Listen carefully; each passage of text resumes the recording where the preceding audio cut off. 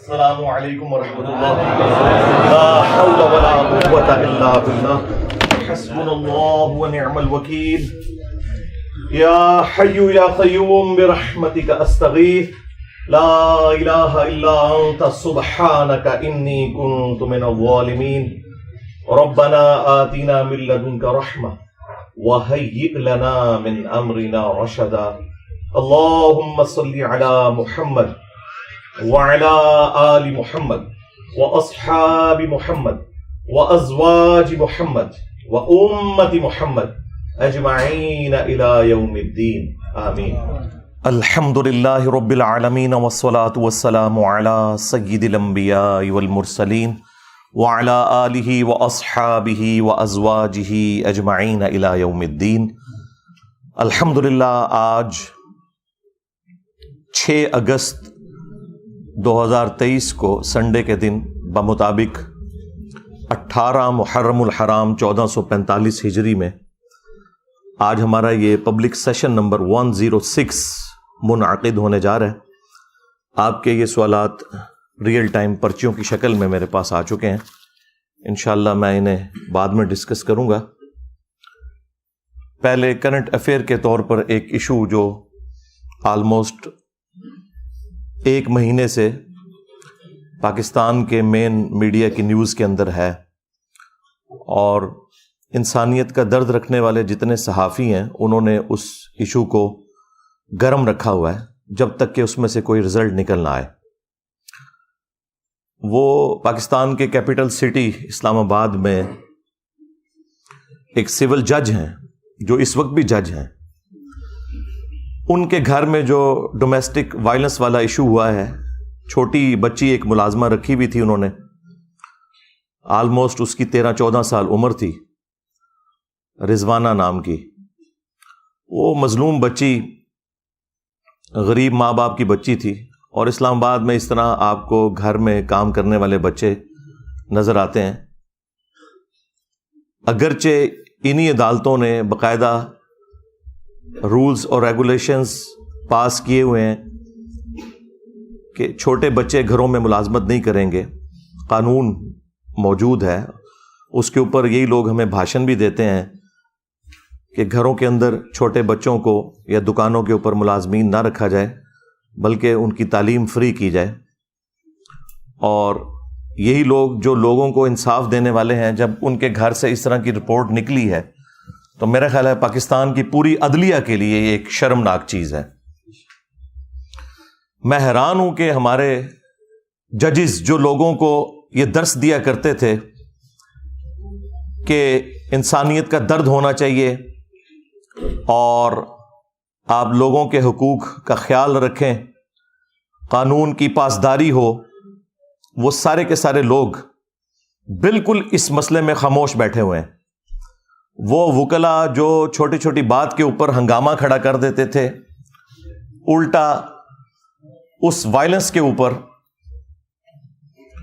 اس جج اور اس کی بیوی کو نہ صرف پری ریسٹ بیل انہوں نے لے کے دی ہوئی ہے بلکہ اپنی ایک حفاظتی حصار کے اندر اسے لے کے آتے ہیں اور پھر نکال دیتے ہیں.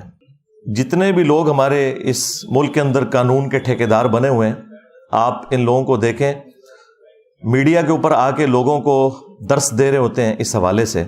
اور پریکٹیکلی جب ان کے گھر کے اندر کوئی جرم نکلتا ہے، خواہ وکلاء کے اندر نکل رہا ہو خواہ جوڈیشری کے اندر، تو یہ سارے کے سارے اکٹھے ہو کے اپنے بڑوں کے مفادات کی حفاظت کے لیے منظر عام پہ آ جاتے ہیں. چونکہ میں بھی جوڈیشری کے معاملات سے کافی دفعہ گزرا ہوں. اب وہ جو جج کی بیوی ہے جو مجرمہ بتائی جا رہی ہے، حالانکہ وہ جج بھی مجرم ہے کہ اس کے گھر کے اندر یہ سب کچھ ہو رہا تھا، وہ اپنی ڈیوٹی اسی طریقے سے پوری کر رہا ہے. اس کے کان پہ جوں تک نہیں رینگی، الٹا وہ اپنی وائف کو پہلے پری اریسٹ بیل دلوائی انہوں نے لاہور ہائی کورٹ سے، اور اس کے بعد وہ حفاظتی تحویل میں اسے لے کے جاتے ہیں. اور جو جج پری اریسٹ بیل دیتا ہے وہ ساتھ پابند کرتا ہے، اس کاغذ کے اوپر لکھا ہوتا ہے کہ آپ نے فوراً تفتیش کا حصہ بننا ہے. جو انویسٹیگیشن ہوگی جو رسپیکٹو تھانہ ہے آپ نے جا کے فوراً رپورٹ کرنی ہے. آپ دیکھیں 15 دن گزر چکے ہیں, ایک بار یعنی بیل دوبارہ رینیو ہو چکی ہے اور وہ عورت جا کے تفتیش کا حصہ نہیں بنی. یعنی بدماشی کا لیول, آپ غنڈہ گردی کا لیول ان لوگوں کا دیکھیں. اور جوڈیشری سے ہمیں تو کوئی آواز سنائی نہیں دی. جتنے چیف جسٹس حضرات ہیں یہ لوگ اپنے پولیٹیکل لیڈرز کی محبت کے اندر تو از خود نوٹسز لیتے ہیں, لیکن عوام کی محبت کے اندر کوئی بھی شخص از خود نوٹس لینے کے لیے, سو موٹو لینے کے لیے تیار نہیں ہے. اب آپ یہ بھی نہ سمجھیں کہ ان لوگوں کو پتہ نہیں کہ کیا ہو رہا ہے. ان لوگوں کا ٹیمپرامنٹ اتنا ہے کہ میڈیا میں کوئی بات چلتی ہے تو اگلے دن جو ان کی عدالت لگتی ہے نا, اس میں باتوں ہی باتوں میں یہ میڈیا کی نیوز کو ریبٹل کر رہے ہوتے ہیں ہمارے جو جج حضرات ہیں. حالانکہ ان کا کوئی کام نہیں ہے کہ یہ میڈیا دیکھیں, اخبارات پڑھیں یا متاثر ہوں اس طرح کی چیزوں سے. یہ خود اپنا جو عہد کیا ہوا نا اس کو توڑ رہے ہوتے ہیں. اسی لیے میں نے کئی دفعہ عرض کیا ہے کہ جتنے ججز ہیں نا, ان کے لیے غاروں کے اندر بلڈنگز بنانی چاہیے جہاں ان تک میڈیا کی کوئی رسائی نہ ہو. ہر طرح کی فیسلٹی ان کو دیں تاکہ یہ لوگ اپنے ضمیر کے مطابق فیصلہ نہ کریں بلکہ آئین اور قانون کے مطابق فیصلہ کریں. ضمیر کے مطابق تو ہوتا ہے جس کی جو ایفیلیشن ہوتی ہے وہ وہی کچھ کرتا ہے. اور اب دیکھ لیں, آپ کسی کا کوئی بیان نہیں آیا, کوئی وکلا تنظیمیں سامنے نہیں آئی ہیں. حالانکہ یہ سارے وکلا کبھی عمران خان صاحب کی محبت میں, کبھی نواز شریف صاحب کی محبت میں, کبھی زرداری صاحب کی محبت میں سڑکوں کے اوپر ٹھڈے کھاتے ذلیل ہوتے آپ کو نظر آتے ہیں, لیکن عوام کے لیے کوئی بھی کچھ کرنے کے لیے تیار نہیں ہے. تو میں ان سارے کے سارے لوگوں کو اس حوالے سے مجرم سمجھتا ہوں. یہ سب کے سب لوگ ظالم ہیں, خواہ جوڈیشری میں بیٹھے ہوئے لوگ ہیں یا ان کے سپورٹو وکلاء ہیں. یہ سب کے سب لوگ اس معاملے میں پہلے نمبر کے اوپر مجرم ہیں, کیونکہ یہ ان کے گھر کی صفائی کا معاملہ تھا. اتنا بڑا ظلم ہوا ہے اور روزانہ خبر بھی چل رہی ہے. وہ بچی زندگی موت کی کشمکش میں ہے, وہ بڑی مشکل سے ریکوری کی طرف جا رہی ہے, ابھی بھی کوئی چانسز نہیں ہے. اور آپ دیکھیں ظلم کی انتہا, اس کی ہڈی پسلی انہوں نے توڑی اور وہ اس کو بینڈیج بھی نہیں کروایا. وہ بیچاری کی ہڈیاں ٹیڑھی جڑ گئی ہیں. سر میں جو زخم تھا اس میں کیڑے پڑ گئے اور اس کی وجہ سے پورے جسم کے اندر تعفن پھیل گیا. اس کے آپ دیکھیں چہرے کے اوپر, باقی جسم کے اوپر کس طرح نشانات, یعنی جس کی اپنی اولاد ہے وہ دیکھ کے تو تڑپ اٹھتا ہے. یہ جانور ہیں یہ لوگ اوپر جو بیٹھے ہوئے. تو سب سے بڑے مجرم اس میں وہ لوگ ہیں کہ جو اس ادارے کے کسٹوڈین ہیں, جوڈیشری کے. چیف جسٹس اللہ تعالیٰ کی بارگاہ میں سب سے پہلے مجرم ہے. اس کے بعد پرائم منسٹر, جن لوگوں کو صرف شیروانیاں پہننے کا شوق ہوتا ہے, اور اس کے بعد آرمی چیف بھی اس میں انوالو ہے. ان کا بھی یہ کام ہے کہ اس معاملے کا نوٹس لیں. دوسری طرف ان لوگوں کے اداروں کے بارے میں کوئی بات کر دیں تو کبھی جو ہے وہ غداری کا فتویٰ لگ جاتا ہے, کبھی توہین مذہب کا الزام لگا کے اپنا غصہ نکالتے ہیں, لیکن عوام کے لیے تو کوئی بھی کھڑا ہونے کے لیے تیار نہیں ہے. اسی لیے دیکھیں قرآن پاک میں اللہ تعالیٰ نے فرمایا لعنت اللہ علی الظالمین, ظالموں پر اللہ کی لعنت ہے. لعنت کا مطلب آپ کو پتہ ہے کیا؟ اللہ کی رحمت سے دور. جب آپ کسی کے اوپر لعنت بھیجتے ہیں تو اس کا مطلب یہ ہے کہ وہ شخص اللہ کی رحمت سے دور ہے. پھر اللہ تعالیٰ نے قرآن حکیم میں یہاں تک فرمایا ہے کہ تم نے عدل و انصاف کے لیے کھڑے ہونا ہے, خواہ تمہیں اپنے خلاف گواہی دینی پڑ جائے, اپنے قریبی رشتہ داروں کے خلاف گواہی دینی پڑ جائے, تم نے انصاف کے لیے کھڑے ہونا ہے. یہ مسلمان کی پہچان ہے. بخاری اور مسلم دونوں کے اندر حدیث موجود ہے, تم میں سے ہر شخص نگہبان ہے اور اس سے اس کی رعیت کے بارے میں پوچھا جائے گا. پھر نبی علیہ السلام نے اسے کھولا کہ حکمران اپنی رعایا کے اوپر نگہبان ہے, اگر اس نے انصاف نہ کیا تو اس سے پوچھا جائے گا. ایک خاوند اپنی بیوی اور بچوں کے اوپر نگہبان ہے, ایک عورت اپنے خاوند کے مال اور اس کے بچوں کے اوپر نگہبان ہے.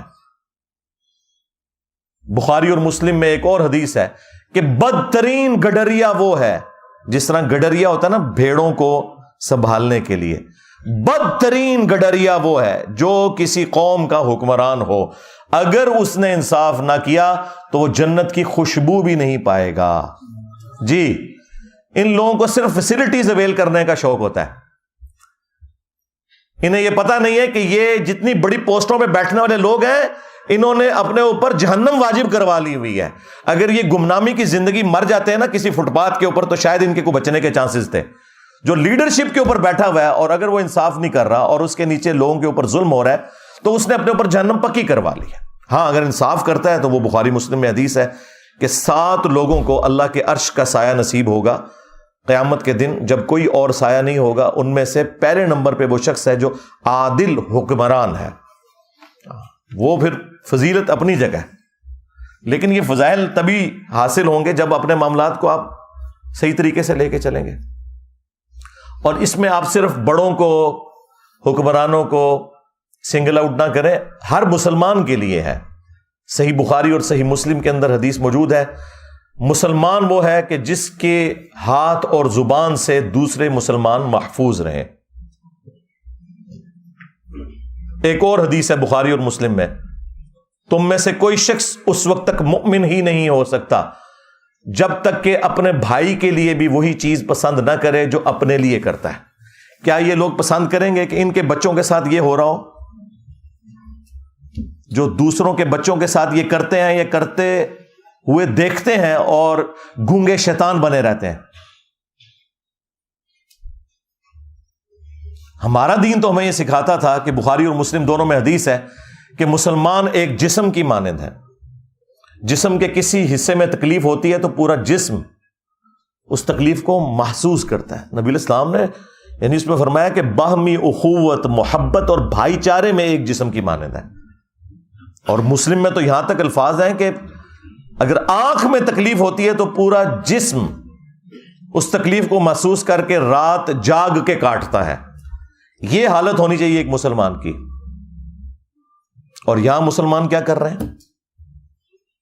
اسی لیے صحیح بخاری میں حدیث ہے, جس نے کسی بندے کے ساتھ کوئی لین دین کا معاملہ کسی بھی اعتبار سے حقوق العباد کا کرنا ہے وہ دنیا میں کر لے, کیونکہ آخرت میں پھر نیکیاں دینی پڑیں گی. ہاں, اور اس کو سپورٹو وہ جو مسلم کی حدیث ہے وہ اتنی رکت انگیز حدیث ہے, میں جتنی دفعہ اسے بیان کرتا ہوں کانپ اٹھتا ہوں. صحیح مسلم کے اندر یہ حدیث موجود ہے. اللہ کے محبوب صلی اللہ علیہ وآلہ وسلم نے اپنے صحابہ کرام سے پوچھا, جانتے ہو مفلس کون ہے؟ تو صحابہ کرام نے کہا کہ ہم تو مفلس اور غریب اسی کو سمجھتے ہیں جس کے پاس دنیا کا کوئی مال و متاع نہ ہو, درہم اور دینار نہ ہو, کوئی دولت نہ ہو. تو آپ صلی اللہ علیہ وآلہ وسلم نے فرمایا کہ میری امت کا مفلس وہ ہے کہ جو قیامت والے دن اس حال میں آیا کہ اس کے نامہ اعمال میں پہاڑوں کے برابر نماز, روزہ, حج, زکوٰۃ کی نیکیاں ہوں گی. یعنی یہ سارے مذہبی قسم کے لوگ, لیکن اس حال میں آیا کہ دنیا میں کسی کو گالی دی, کسی کو مارا پیٹا, کسی کا خون بہایا, کسی کو ذہنی ٹینشن دی. وہ سارے کے سارے حقوق العباد کے معاملات نبی الاسلام نے گنوائے. فرمایا کہ سب کے سب لوگ پھر قیامت والے دن اللہ کے حضور انصاف کے لیے جب حاضر ہوں گے تو اللہ تعالیٰ ان سے کہے گا کہ آج تو اس کے پاس کچھ نہیں ہے, اس کی نیکیوں میں سے لے کے جاؤ. جس قدر اس نے دنیا میں تکلیف دی تھی نا, اس اعتبار سے اس کی نیکیاں لو. حتیٰ کہ اللہ کے محبوب صلی اللہ علیہ وآلہ وسلم فرماتے ہیں کہ اس کا نامہ اعمال خالی ہو جائے گا. ہاں جی, نماز, روزہ, حج, زکوٰۃ جس کے اوپر یہ لوگ اتراتے ہیں, حرام خوریاں کرتے ہیں, ملاوٹ والا مال بیچتے ہیں, اور رمضان شریف میں خانہ کعبہ شریف کے صحن میں مسجد نبوی کے اندر اعتکاف کی پہلی بکنگ کروائی ہوئی ہوتی ہے. لعنت ہے تمہارے روزوں اور نمازوں کے اوپر اگر تم حرام خوریاں کر رہے ہو تو, دھوکہ دے رہے ہو. پھر نبی علیہ السلام فرماتے ہیں کہ اس کی نیکیاں خالی ہو جائیں گی. ابھی بھی کچھ لوگ باقی ہوں گے جنہوں نے بدلہ لینا ہوگا, تو اللہ تعالیٰ فرمائے گا اب تو یہ ختم ہو گیا, اب اس طرح کرو کہ تمہارے گناہ اس کے نامہ اعمال میں ڈالے جائیں گے. سرکار یہ صحیح مسلم شریف ہے, مولانا شریف نہیں ہے. اور پھر اسے اوندھا منہ کر کے جہنم میں پھینک دیا جائے گا. وَلِعَوْذُ بِاللَّهِ تَعَالَى اللہم اجرنا من النار, آمین. تو یہ اسلام کی تعلیمات صرف ہماری کتابوں میں لکھی رہ گئیں، پریکٹیکلی نہ ہمیں بتانے والوں نے عمل کیا اور نہ وہ پبلک جو عشق رسول کے نعرے لگانے والی تھی اس نے عمل کیا۔ ہاں، آپ نے پریکٹیکلی انسانیت کی قدر دیکھنی ہے تو ان ملکوں میں دیکھیں جنہیں آپ کافر ملک کہتے ہیں، وہاں تو جانوروں کی بھی قدر ہے۔ جنت پھر بھی تسی جانا ہے، پتہ لگ جائے گا کتنے جاندے ہو تسی۔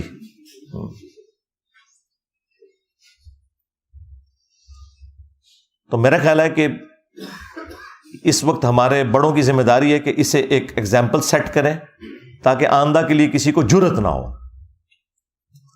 عوام کے لیے بھی کوئی سینسٹیو ہو نا، ہر کوئی اپنے ادارے کے لیے سینسٹیو نظر آتا ہے آپ کو، لیکن عوام کے لیے کوئی سینسٹیو نظر نہیں آئے گا آپ کو۔ اور سزا تو پھر آپ کو پتہ ہے سورۃ المائدہ میں اس طرح کے جو جرم کرنے والوں کے لیے کیا آئی ہے۔ اللہ تعالیٰ نے بنی اسرائیل کے لیے بھی یہ چیز طے کی تھی اور اس امت میں بھی، کہ جان کے بدلے جان، آنکھ کے بدلے آنکھ، ناک کے بدلے ناک، کان کے بدلے کان، دانت کے بدلے دانت، یعنی یہ ہر ایک چیز کے بدلے اس کی وہ چیز توڑی جائے گی۔ اور پھر اللہ تعالیٰ نے ساتھ اس کے کنکلوڈ کیا یہ بات کرتے ہوئے کہ ہر زخم کے بدلے اسی لیول کا زخم اس کا بدلہ ہے دنیا میں۔ ہاں، یعنی اب جتنی ہڈی پسلیاں اس بچی رضوانہ کی توڑی گئی ہیں نا، وہ ساری ہڈیاں ان دونوں میاں بیوی کی ٹوٹنی چاہیے، وہ جو جج صاحب ہیں اور ان کی جو بیوی ہے، اور وہ سارے زخم لگنے چاہیے۔ اور جس طرح اس کے زخم میں کیڑے پڑے، ان کو بھی چھوڑ دینا چاہیے کہ ان کے زخموں میں بھی کیڑے پڑے۔ لیکن اینڈ رزلٹ میں آپ کو ابھی بتا دیتا ہوں، وہ غریب لوگ ہیں بےچارے، پیسے لے کے صلح کر لیں گے۔ اچھا، یہ جو پیسے لے کے صلح کر لیتے ہیں نا اور پھر کہتے ہیں کہ جی وہ شریعت نے اختیار دیا ہوا ہے ورثاء کو، بھئی یہ اس صورت میں ہے جب کوئی دل سے معاف کرے۔ آپ کے کیسز میں وہ جو شاہ زیب قتل کیس ہوا تھا، پیسے تو انہوں نے بھی لے لیے تھے کیونکہ انہوں نے کہا کہ جو بچ گئے وہ تو بچے نا۔ اس طرح کے جو معاملات ہوتے ہیں نا، اس میں پھر اسٹیٹ کا کام ہے کہ وہ سامنے آئے اور ڈیٹرس کرے تاکہ آئندہ کسی کو جرت نہ ہو، انشور کرے کہ سزا ملے گی۔ ٹھیک ہے، پیسے بھی دلوائیں، ان کا علاج ہے، پہلے پیسے دلوائیں، اس کے بعد انہیں کہیں کہ یہ تو آپ کا معاملہ طے ہو گیا اس بچی اور اس کے ماں باپ کے ساتھ، ہاں اسٹیٹ کے ساتھ ابھی آپ کا معاملہ باقی ہے۔ جو آپ نے یہ وائلنس کی ہے اور اس کی وجہ سے پورے ملک کے اندر ایک جو دہشت کی فضا بن گئی ہے، اب آپ کے اوپر بھی ڈیٹرس قانون کی ہونی چاہیے۔ تو اب آپ آئیں نہ ذرا قانون کا سامنا کریں اور ان تمام سزاؤں سے آپ کو گزارا جائے۔ لیکن ہمارے بڑوں کی توجہ اس طرف بالکل ہوتی نہیں ہے۔ جب تک یہ اپوزیشن میں بیٹھے ہوتے ہیں اس وقت تک آپ کو اتنے لمبے لمبے درس دیں گے، بھاشن دیں گے، جیسے ہی حکومت میں آتے ہیں پھر اپنی سیٹ بچانے کے چکر میں ہر چیز کو اوور لک کرتے چلے جاتے ہیں۔ پھر جب سیٹ سے نکالے جاتے ہیں پھر اپوزیشن میں آتے ہیں، پھر یہ انسانی حقوق کی، ڈیموکریسی کی، بیسک ہیومن رائٹس کی، سوشل ویلیوز کی باتیں کرنا شروع کر دیتے ہیں۔ بس تقریریں کرنے کے لیے یہ لوگ جو ہیں وہ شیر ہیں، اور وہ بھی اس صورت میں جب یہ نکالے جاتے ہیں، جب سیٹ پہ بیٹھے ہوتے ہیں تو سانپ سونگا ہوتا ہے انہیں کہ بھئی یہ جو معاملات ہیں یہ اب آپ نے نہیں دیکھنے کہ آپ کے ساتھ اب آخرت میں کیا ہونے والا ہے، آپ کسی کو جواب دہ نہیں ہو۔ اور اس میں میرا خیال ہے عوام الناس بھی مجرم ہے۔ ہمیں بھی چاہیے کہ جس طرح ہم بعض معاملات کو سوشل میڈیا کے اوپر ایک ہائپ کریٹ کرتے ہیں اپنے سیاستدانوں کی محبت کے اندر اور انہیں مسیحا ڈکلیئر کرتے ہوئے، وہ کام کرنے کا نہیں ہے۔ اصل کام کرنے کا یہ ہے کہ ایک عام آدمی کی آواز بنے۔ صحافیوں کا کام ہے کہ ایک عام آدمی کی آواز بنے، بجائے یہ کہ وہ پولیٹیکل پارٹیز کا ساتھ دیں۔ تو اس طرح کے معاملات کے اندر پھر آپ ذرا نظر رکھا کریں کون سے لوگ ہیں کہ جو واقعی اپ رائٹ لوگ ہیں اور اس طرح کے معاملات کو وہ اٹھاتے رہتے ہیں جب تک کہ کنکلوژن کی طرف نہ پہنچے۔ میں یعنی آپ کو دعوے سے کہتا ہوں اگر شاہ زیب خانزادہ نے شاہ زیب قتل کیس کو نہ اٹھایا ہوتا تو جتنی وہ تگڑی پارٹی تھی نا، وہ کبھی بھی اسے سزا نہیں ہونی تھی۔ اس نے اس معاملے کو ٹھنڈا نہیں ہونے دیا. ابھی بھی میں دیکھتا ہوں وہ رات کو اینڈ پہ پھر وہ ایک چھوٹا سا نا جب پروگرام ختم کرنے لگتا ہے نا پھر وہ ایک کیس چلا دیتا ہے اس کا, یہ رضوانہ کیس جو چل رہا ہے. یہ باقی صحافیوں کو بھی چاہیے کہ اس طرح کے معاملات کو گود لے لیں اور روزانہ ڈسکس کریں, اول و آخر جسے کہتے ہیں نا ڈسکس کریں, مین بلٹن کے اندر بار بار اسے ڈسکس کریں, جس طرح میں اب دیکھ رہا ہوں کچھ میڈیا چینلز کر رہے ہیں. بہت اچھی چیز ہے اور یہ میڈیا کی برکات ہے کہ آپ کو یہ چیزیں پتہ چل رہی ہیں, ورنہ آپ کے بڑوں نے تو آپ کو بس اسی کھاتے میں رکھا ہوا تھا کہ فوج کا پالیٹکس میں کردار ہونا چاہیے یا نہیں ہونا چاہیے. ہاں, عمران خان صاحب کو جیل جانا چاہیے کہ نہیں جانا چاہیے, نواز شریف صاحب کی سزائیں معاف ہونی چاہیے یا نہیں معاف ہونی چاہیے. بس آپ کو اس طرح کے معاملات کے اندر انہوں نے بیزی رکھا ہوا ہے اور اصل جو معاملات ہیں اس سے نگاہ ہٹائی ہوئی ہے. تو میں نے یہ ضروری سمجھا, میں نے بڑا ٹھنڈا کر کے اس معاملے کو, میں فوراً کوئی ورڈکٹ نہیں دیتا اس لیے کہ بعض اوقات فیک نیوز بھی آ جاتی ہیں. ابھی بھی کچھ نیوز ایسی ہیں جو مارکیٹ میں چل رہی ہیں, لیکن میں ان کے اوپر اس لیے بات نہیں کر رہا کہ جب تک وہ معاملات کلیئر ہو کے سامنے نہیں آتے نا اس وقت تک کوئی ورڈکٹ اختیار کرنا وہ پھر خام خواہ ایک غلط چیز کو فیم دینے والی بات ہوتی ہے. میں اشارتاً بات کر رہا ہوں, وہ انشاءاللہ تعالی جب معاملات میچور ہوں گے تو میں اس کے اوپر بھی کوئی نہ کوئی ورڈکٹ دوں گا. بہرحال اس معاملے کے اوپر تو اب گورنمنٹ کا کام ہے کہ یہ سزا والا معاملہ کرے, اور دوسری طرف ان کے جب اپنے گھروں کے مسئلے آتے ہیں تو آپ دیکھیں گے فوراً ججوں کو بھی فارغ کر دیتے ہیں, پولیس آفیسرز بھی سسپینڈ ہو جاتے ہیں, کورٹ مارشل بھی ہو جاتے ہیں. جب اپنی ذات کی باری کسی کی آتی بڑھے کی, جب ایک عام غریب آدمی کی باری آتی ہے تو صرف یہ آپ کو صرف درس و بیان دینے کے لیے یہ لوگ تیار ہیں اور آپ کو یعنی آخرت اورینٹڈ کریں گے. دنیا میں وہ کہیں گے بھائی دنیا آپ کے لیے اب جہنم ہی ہے, ہاں, اور اپنے لیے دنیا بھی جنت بنائی ہوئی ہے اور آخرت بھی جنت ایکسپیکٹ کر رہے ہیں. یہ تو جب مریں گے تو لگ پتہ جائے گا. وَلِعَوْذُ بِاللَّهِ تَعَالَى صلوا علی محمد وآل محمد اللہم صلی علی محمد وعلی آل محمد واصحاب محمد وازواج محمد وامت محمد اجمعین الی یوم الدین آمین. اچھا جی, یہ اب آپ کی جو تھدا آیا پورا ریئل ٹائم پرچیوں کا, اسے میں انشاءاللہ ڈسکس کرتا ہوں. دیکھیں آپ جتنے لوگ یہاں بیٹھے ہیں وہ اس وجہ سے بیٹھے ہیں کہ آپ لوگوں نے سوشل میڈیا کے تھرو اس پلیٹ فارم کی دعوت حق کو سنا جو اللہ کے محبوب صلی اللہ علیہ وآلہ وسلم کی مبارک دعوت ہے, اس سے امپریس ہو کے آپ یہاں بیٹھے ہوئے ہیں. تو اس کا مطلب ہے کہ میں نے وہ ساری باتیں ریکارڈ کروا دی ہوئی ہیں جو آپ کی ضرورت کی چیزیں ہیں. یہاں ہم برکت کے لیے بیٹھتے ہیں, ایک ملاقات ہو جاتی ہے. وہ میری ایک خواہش ہے کہ آپ لوگ یہاں پر آیا کریں, ایٹ لیسٹ ایک دفعہ تو زندگی میں ضرور اکیڈمی میں آئیں.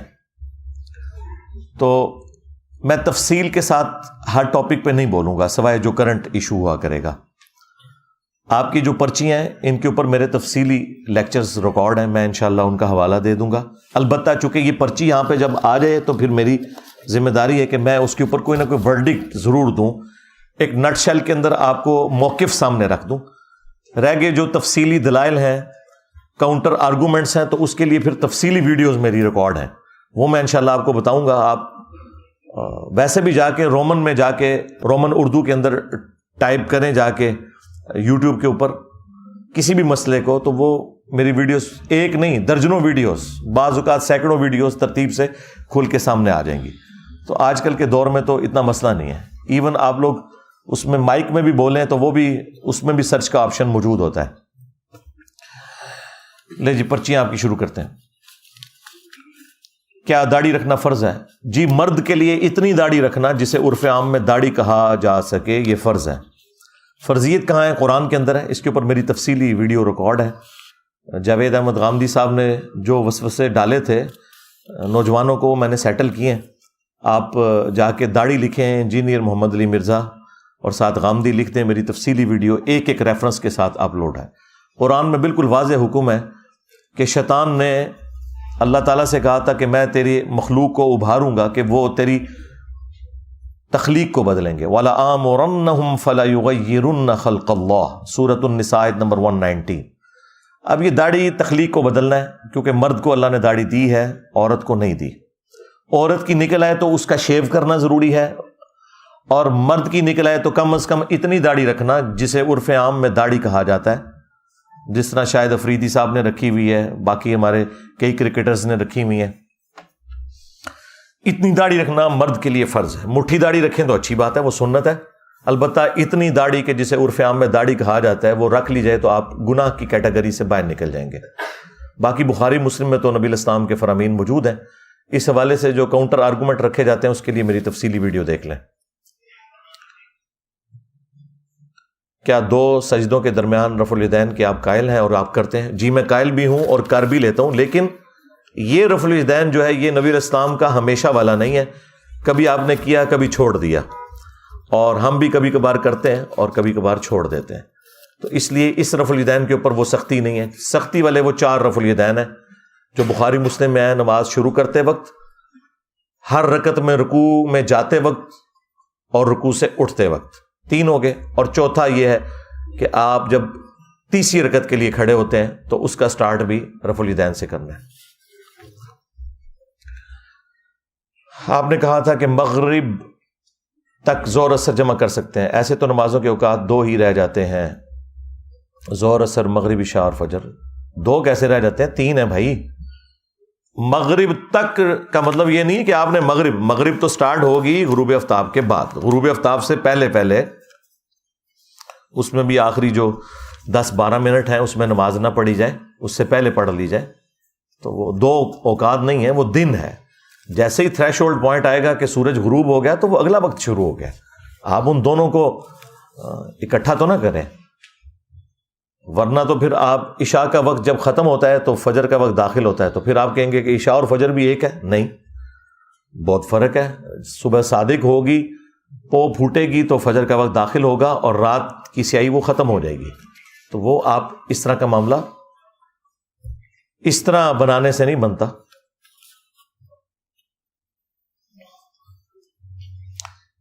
قبر میں 3 سوالات ہوں گے، 3 میں سے پہلے 2 سوالات غلط ہو گئے تو اگر آخری سوال درست ہو گیا تو جنت میں جانے کی اجازت ہوگی انشاءاللہ۔ اگر پہلے 2 غلط ہوئے تو تیسرا لازمی غلط ہوگا۔ یہ دنیا والا معاملہ نہیں ہے کہ نیکیاں کم یا زیادہ، نہیں، وہ سوال کے جوابات وہی دے گا جس کے لیے آگے جنت مقدر ہونے والی ہے۔ ہاں، پہلا سوال تو ہے من ربو کا، تیرا رب کون ہے؟ جسے رب کا ہی نہیں پتا اسے رسول کا کہاں سے پتا ہوگا؟ ہاں، دین کا کیا پتا ہوگا؟ وہ تینوں کے تینوں سوالات کا آنا ضروری ہے۔ ہمارے معاشرے میں لوگ 3 یا 4 مہینے کا بکری کا صدقہ یا ذبح کر دیتے ہیں، کیا اس جانور پر ظلم نہیں ہے؟ کیوں؟ جو بڑی عمر کے جانور ہیں وہ بابے ہو جاتے ہیں کہ انہیں ذبح کرنے کا ثواب ہوتا ہے؟ اتنی نفرت نہ کریں کہ بابوں کو ذبح کر دیں اور بچوں کو نہیں۔ اگر وہ ذبح کرنے کے قابل ہے، اس کے اندر سے گوشت نکلے گا، صحت مند ہے، تو آپ ضرور ذبح کریں۔ ہاں، کوئی لاغر سا کوئی بکری کا بچہ ہے تو اسے ذبح کر کے آپ کو ملنا کچھ نہیں، کھاری کاٹنی پڑنی ہے، تو اس میں کوئی مسئلہ نہیں۔ یہ بلٹ فار دا کل ہے، یہ اللہ تعالیٰ نے بنائے اس لیے کہ انسانیت کی خدمت میں۔ ہمیں یہ ظلم لگ رہا ہے نا، وہ جانور تو خوش ہیں کہ جس کام کے لیے ہم بنائے گئے اس کام کے لیے ہم استعمال ہو رہے ہیں۔ باقی جو آپ جانور کو تڑپتا ہوا دیکھتے ہیں یا تکلیف کا شکار، تو ظاہر ہے وہ ایک نیچرل چیز ہے، وہ اس تکلیف سے، اس کی انسٹنکٹ کی وجہ سے، وہ ظاہر ہے کوئی بھی شخص جو موت کے قریب جاتا ہے تو وہ اسے برا ہی سمجھتا ہے، چاہے انسان ہو یا جانور ہو۔ یہ اللہ تعالیٰ نے ایک نیچرل چیز رکھی ہوئی ہے۔ ایون جو مؤمن ہے، جو موت کو زندگی پر ترجیح دینے والے ہیں، ان کے بارے میں صحیح بخاری میں ہے کہ اللہ تعالیٰ فرماتا ہے کہ مجھے کسی کام میں کوئی تردد نہیں ہوتا سوائے ایک کام کے، جب مجھے کسی مؤمن کی روح قبض کرنی ہوتی ہے، کیونکہ وہ مؤمن موت کو ناگواری کی شکل میں دیکھ رہا ہوتا ہے۔ کوئی شخص دنیا سے جانا نہیں چاہتا، یہ اللہ تعالیٰ نے ایک نیچرل رکھا ہے۔ اگر یہ جذبہ نہ ہو تو لوگ خودکشیاں کر لیں، اس زندگی میں رہیں ہی نہ۔ یہ زندگی کی محبت اللہ تعالیٰ نے ڈالی ہے، تو اللہ تعالیٰ فرماتا ہے کہ میں اسے اپنے پاس بلانا چاہ رہا ہوتا ہوں، تو پھر اللہ تعالیٰ اسے فیملیئر کرتا ہے، جنت کی نعمتیں موت کے وقت دکھاتا ہے تاکہ وہ خود ایگری کرے کہ ہاں میں نے اب دنیا میں نہیں رہنا۔ تو یہ جو جاندار ہیں ان کے ساتھ بھی یہی والے معاملات ہیں آپ بے فکر رہیں، اللہ تعالیٰ نے انہیں بنائے اس کام کے لیے۔ اگر ہم نے ظہر و عصر کی نماز جمع کرنے کی نیت کی ہو اور مسجد پہنچنے پر عصر کی جماعت شروع ہو جائے تو ہم کیسے نماز کو جمع کر کے پڑھ سکتے ہیں؟ عصر کی نماز اگر ہو رہی ہے تو آپ امام کے پیچھے ظہر کی نیت کر لیں، امام کی عصر ہوگی، آپ کی ظہر ہوگی۔ امام اور مقتدی کی نیت میں فرق ہو سکتا ہے، اس کی اصل وہ حدیث ہے بخاری اور مسلم کی، معاذ ابن جبل کہتے ہیں کہ میں نبی علیہ السلام کے پیچھے عشاء کی نماز پڑھتا تھا اور پھر جا کے اپنی قوم میں امامت کرواتا تھا، اور وہ نفل پڑھ رہے ہوتے تھے اور ان کی قوم ان کے پیچھے عشاء کی نماز کے فرض پڑھ رہی ہوتی تھی۔ کیوں؟ کہ انہیں قرآن زیادہ آتا تھا۔ تو یہ اصل ہے کہ اس حدیث سے ہی محدثین نے رزلٹ نکالا ہے کہ امام اور مقتدی کی نیت کے اندر فرق ہو سکتا ہے، اور متنفل کے پیچھے فرض والے کی نماز پڑھنا درست ہے۔ اس سے بھی میں آپ کو آسان طریقہ بتاتا ہوں۔ عموماً ظہر کی نماز کسی مسجد میں 1 بجے ہوتی ہے، کسی میں 1:15، کسی میں 1:30، کسی میں 1:45، ایون 2 تک بھی۔ تو ظہر کے وقت اگر آپ نے ظہر اثر جمع کرنی ہے تو ایک مسجد میں 1 بجے جا کے آپ امام کے پیچھے ظہر پڑھیں، پھر 1:30 والی مسجد میں جا کے امام کی ظہر والے کے پیچھے اپنی اثر پڑھ لیں، یوں آپ کو جماعت کا ثواب بھی مل جائے گا اور نمازیں جمع بھی ہو جائیں گی۔ سمپل طریقہ۔ اس طرح اگر عصر کے وقت میں آپ نے جا کے ظہر اثر کو جمع کرنا ہے تو عصر بھی ایک سے مختلف ٹائم کے اوپر ہو رہی ہوتی ہے، بعض جگہ 5، بعض جگہ 5:15۔ پھر آپ کو یہ سارا کچھ اپنے پاس رکھنا ہوگا، ماشاءاللہ تھوک کے حساب سے مسجدیں موجود ہیں، وہ پتہ ہی ہوتا ہے آپ کو، تو آپ 4:45 یا 5 بجے جا کے عصر والے کے پیچھے ظہر پڑھیں اور اس کے بعد پھر دوسرے کے پیچھے عصر پڑھ لیں۔ اور اگر اس طرح کی فیسلٹی نہیں ہے تو ٹھیک ہے، ایک نماز آپ جماعت سے پڑھ لیں اور دوسری آپ چونکہ آپ جمع کرنا چاہ رہے ہیں تو آلریڈی بہت بڑی مجبوری ہے آپ کے لیے، تو پھر آپ بغیر جماعت کے بھی دوسری نماز پڑھ سکتے ہیں، اس میں جماعت والا پھر رولا ختم ہو جائے گا۔ اگر وتر کی ایک ہی رکعت ادا کرنی ہے تو اس کا کیا طریقہ ہے؟ اس کا طریقہ یہ ہے کہ جو آخری رکعت آپ جس طریقے سے پڑھ رہے ہیں نا، بس اسی طریقے سے پڑھ لیں۔ صرف ایک فرق آ جائے گا کہ آپ اللہ اکبر کہہ کے پہلے ثنا پڑھیں گے اور پھر وہی سورہ فاتحہ اور سورت ملائیں گے، اور اس کے بعد ساتھ ہی دعائے قنوت پڑھ دیں، اور اگر آپ نے تکبیر کہنی ہے تو رفع الیدین کریں اور دوبارہ سے ہاتھ باندھ کے یا ہاتھ کھول کے آپ دعائے قنوت پڑھیں، اور پھر رکوع میں جاتے وقت الگ سے تکبیر کہیں۔ وتر کے اوپر مسئلہ نمبر 130 میرا تفصیلی دیکھ لیں۔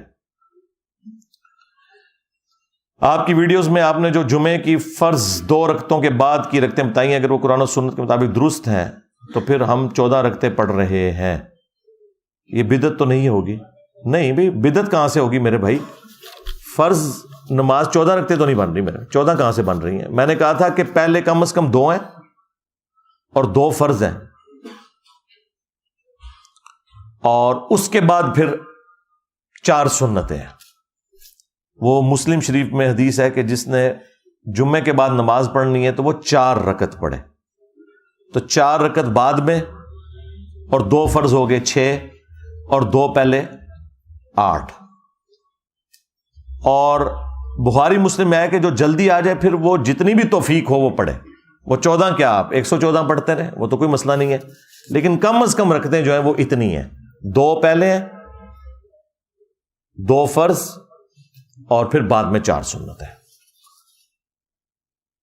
میں ایک کلینک میں نوکری کرتا ہوں تو فیمیل سٹاف کی غیر موجودگی میں نامحرم کو انجیکشن لگا سکتے ہیں؟ جی، دستانوں کا استعمال کریں، بالکل لگائیں، وہ آج کل باریک والے دستانے بھی آ گئے، ڈائریکٹ ٹچ نہ کریں۔ اس کے اوپر میری تفصیلی ویڈیو ویسے ریکارڈ ہے، ڈاکٹر کا مریض کو چھونا، وہ آپ دیکھ لیں۔ حساب کروانا کیسا ہے؟ کسی پر جادو ہے یا میڈیکل پرابلم ہے، کیسے پتہ چلے گا؟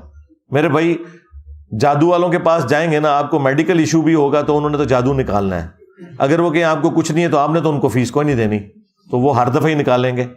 ایسا ہوگا ہی نہیں کہ کسی حساب کتاب والے کے پاس جائیں اور وہ آگے سے کہ نہیں تو ان کو کچھ بھی نہیں ہے۔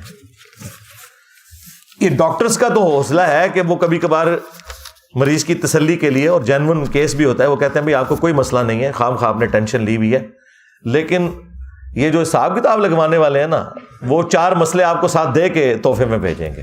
ہاں، تو اس کا طریقہ یہی ہے کہ آپ کسی میڈیکل اسپیشلسٹ سے رابطہ کریں، سب سے پہلے میڈیکل علاج کی طرف جایا کریں، اور اگر ایک ایماندار میڈیکل اسپیشلسٹ اپنا پورا علاج کر لیتا ہے اور وہ بتاتا ہے کہ آپ کو اس طرح کا کوئی ایشو نہیں ہے، تو پھر آپ حساب کتاب نہیں ہوتا، وہ کوئی جنات کا یا سیب کا جو معاملہ ہوتا ہے وہ اس کے جو سمٹمز ہیں نا، حالات و واقعات ہی بالکل ڈیفرنٹ ہوتے ہیں، وہ اس سے میچ نہیں کھاتے ہوتے۔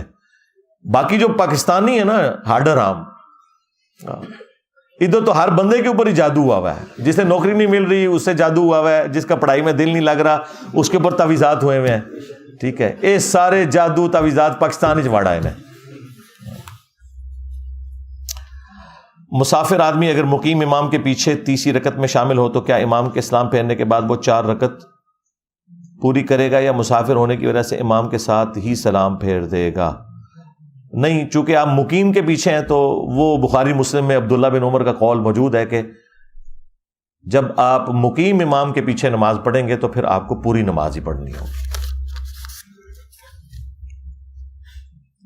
شیعہ حضرات آخری رکعت میں سلام نہیں پھیرتے بلکہ صرف دل ہی میں بولتے ہیں، کیا یہ ٹھیک ہے؟ میں نے بتایا تھا یہ دونوں طرف کی روایتیں موجود ہیں، اہل سنت کے ہاں وہ کمزور روایتیں ہیں، لیکن خروج بالسنعی، خواہ وہ اس طریقے سے نماز سے نکلیں یا ایسے نکلیں، یہ دونوں طریقے ان کے ہاں بھی جائز ہیں۔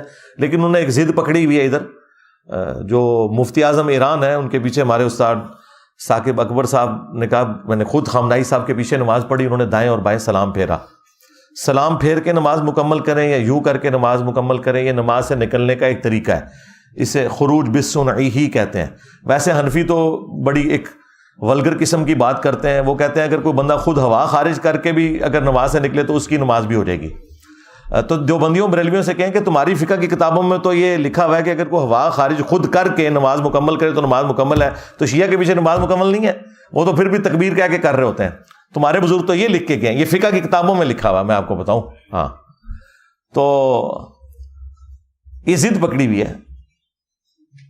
باقی کچھ چیزیں مطلب دونوں طرف موجود ہیں، مثلا یہ اکثر شیعہ کی اذان کے اندر آپ سنتے ہیں حی علی خیر العمل، تو یہ پورے چیپٹرز ہیں مصنف ابن ابی شیبہ میں اور سن کبرا البیہقی میں، عبداللہ بن عمر اور اس طریقے سے امام زین العابدین اور باقی ائمہ سے ثابت ہے کہ وہ حی علی الفلاح کے ساتھ یہ بھی پڑھوایا کرتے تھے اذان کے اندر، حی علی خیر العمل، یعنی سب سے بہترین عمل کی طرف آ جاؤ، جو شیعہ حضرات کہتے ہیں، یہ اہل سنت کے ہاں بھی موجود ہے جواز کی حد تک۔ ہاں، باقی جو انہوں نے وہ سیدنا علی کے حوالے سے وہ بدعت شامل کی ہوئی ہے، وہ تو بہت بعد میں شامل ہوئی ہے، وہ درست نہیں ہے۔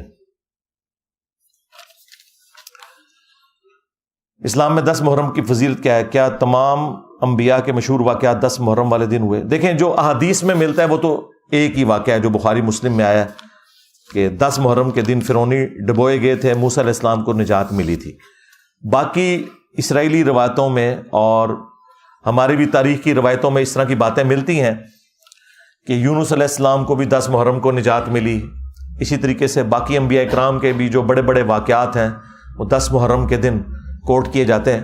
لیکن ہماری امت میں تو 10 محرم کے دن نواس رسول صلی اللہ علیہ وآلہ وسلم کی شہادت نے وہ سب کو ڈومیننٹ کر دیا۔ ہمارے لیے تو اب 10 محرم ایک سمجھ لیں ایک غم کی علامت بن چکا ہے۔ ادروائز اس سے پہلے جو انسانی تاریخ کے بڑے بڑے واقعات تھے مومنین کے اعتبار سے پازیٹیو، وہ 10 محرم کے دن رپورٹ ہوئے ہیں، ایک تو بخاری مسلم میں ہی آ گیا۔ تو باقی اس دن جو ہے وہ روزہ رکھنا سنت ہے، بلکہ بخاری مسلم میں موجود ہے جب تک رمضان کے روزے فرض نہیں ہوئے تھے نا تو 10 محرم کا روزہ فرض تھا۔ پھر جب رمضان کے روزے فرض ہوئے تو پھر نبی علیہ السلام نے آپشن دے دی، جس کی مرضی رکھے جس کی مرضی نہ رکھے۔ بعض اصحاب نے عرض کی کہ یہ جو صرف 10 محرم کا روزہ ہے یہ یہود و نصارہ خصوصاً جیوز کی ایک مشابہت ہے، تو آپ نے فرمایا کہ تم 9 کا بھی رکھ لو، صحیح مسلم میں موجود ہے۔ اور پوری تفصیل جو ہے وہ جامع ترمذی میں ابن عباس کا قول ہے، جس کی سند جو ہے وہ سنن کبریٰ البیہقی میں ہے کہ 9 اور 10 2 روزے رکھ کر یہودیوں کی مخالفت کرو۔ اور ایک کمزور روایت ہے مسند امام احمد میں کہ 9 اور 10 رکھ لو یا 10 اور 11 رکھ لو، لیکن اجتہاداً یہ بات درست ہے، اگر کسی کا 9 کا روزہ چھوٹ گیا ہے تو وہ 10 محرم کا رکھے، اس کے بعد 11 کا رکھ لے تاکہ 2 روزے رکھ کر مخالفت ہو جائے۔ باقی جو شیعہ حضرات نے ہنگامہ کھڑا کیا کہ 10 محرم کا روزہ جو ہے وہ یہودی کوئی نہیں رکھتے تھے، تو وہ بھی میں نے 1.25 گھنٹے کا لیکچر دیا تھا، اور وہ کہتے ہیں کہ آج کل کے یہودی تو کوئی نہیں رکھ رہے، اور وہ ڈیٹس کیسے میچ کرتی ہیں. میں نے پوری تفصیلی اس کے اوپر گفتگو کی تھی. یوم کپور کے حوالے سے ان کا جو ہے وہ تشری یا تشرے دونوں پروننسیشن بولی جاتی ہیں اس مہینے کے لیے. اور ابھی تو یہ پچھلے مہینے تو ہمارے ایک دوست ہیں پنڈی میں، علی الاحسن نقوی صاحب، انہوں نے باقاعدہ مجھے شیعہ کی احادیث کی کتابوں سے وہ ساری حدیثیں بھیجی، بالکل بخاری اور مسلم والے الفاظ ہیں 10 محرم کے روزے کے اعتبار سے. اور شیعہ نے ہنگامہ کھڑا کیا یہ سنیوں نے خود سے یہ روزہ بنا لیا ہے، حالانکہ ان کی کتابوں میں بھی ان کے اصول کے اوپر وہ صحیح حدیثیں موجود ہیں. اور جو وہ لے کے آ رہے ہیں وہ ان کے اپنے محدثین کے ہاں جھوٹی اور من گھڑت روایتیں ہیں، صرف سنیوں کو نیچا کرنے کے لیے. جس طرح سنی بھی یعنی شیعہ کو نیچا کرنے کے لیے خود سے ہی بنا لیا کہ جی وہ کالا لباس جہنمیوں کا لباس ہے. تو کام دونوں طرف کی پارٹیوں نے اور بڑوں نے ڈالا ہوا ہے.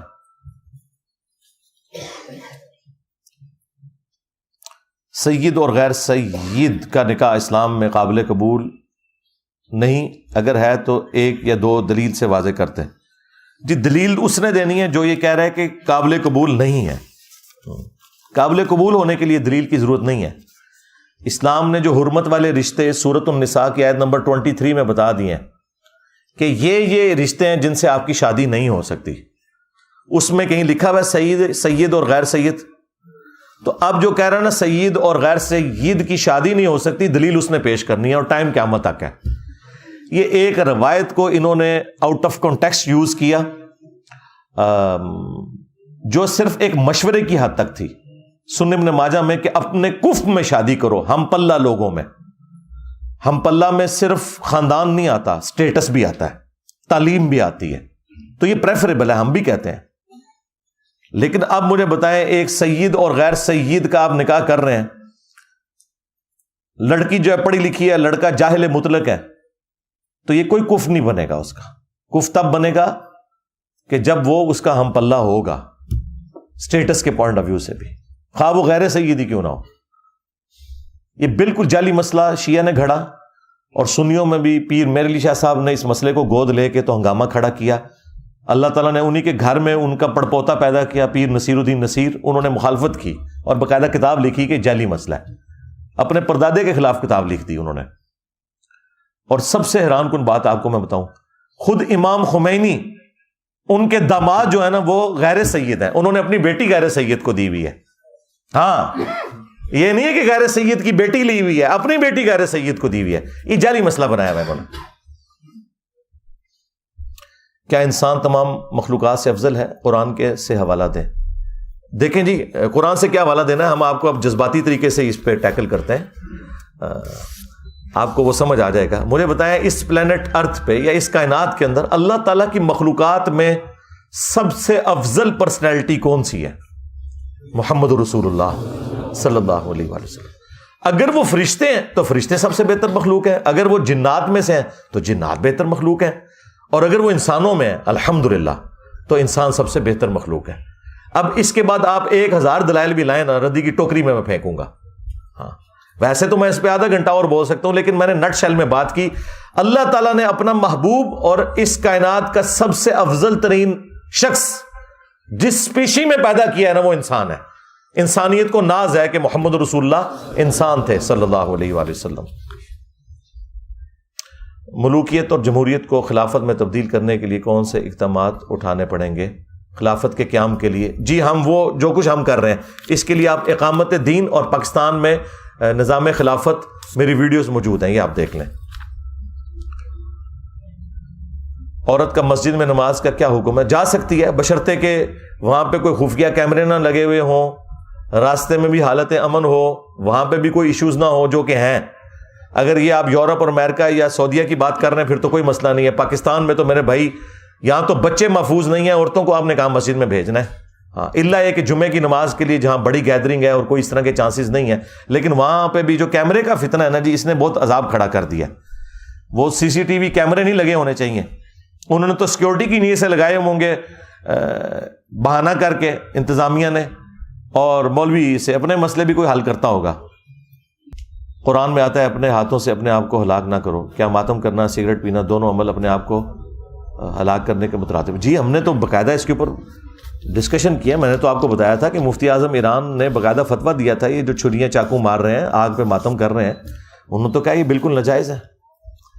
نماز ہاتھ باندھ کر زیادہ ثابت ہے یا ہاتھ چھوڑ کر؟ بھائی دونوں طریقوں سے کریں, اور یہ اس میں کوئی ایسی بات نہیں ہے کہ آپ اس کو کوئی ہنگامہ کھڑا کر لیں. اس کی وجہ یہ ہے کہ دو طریقے تو رفع الیدین کے بھی ثابت ہے نا. بخاری میں آیا کندھوں تک ہاتھ اٹھانا, اور مسلم میں آیا کانوں تک ہاتھ اٹھانا.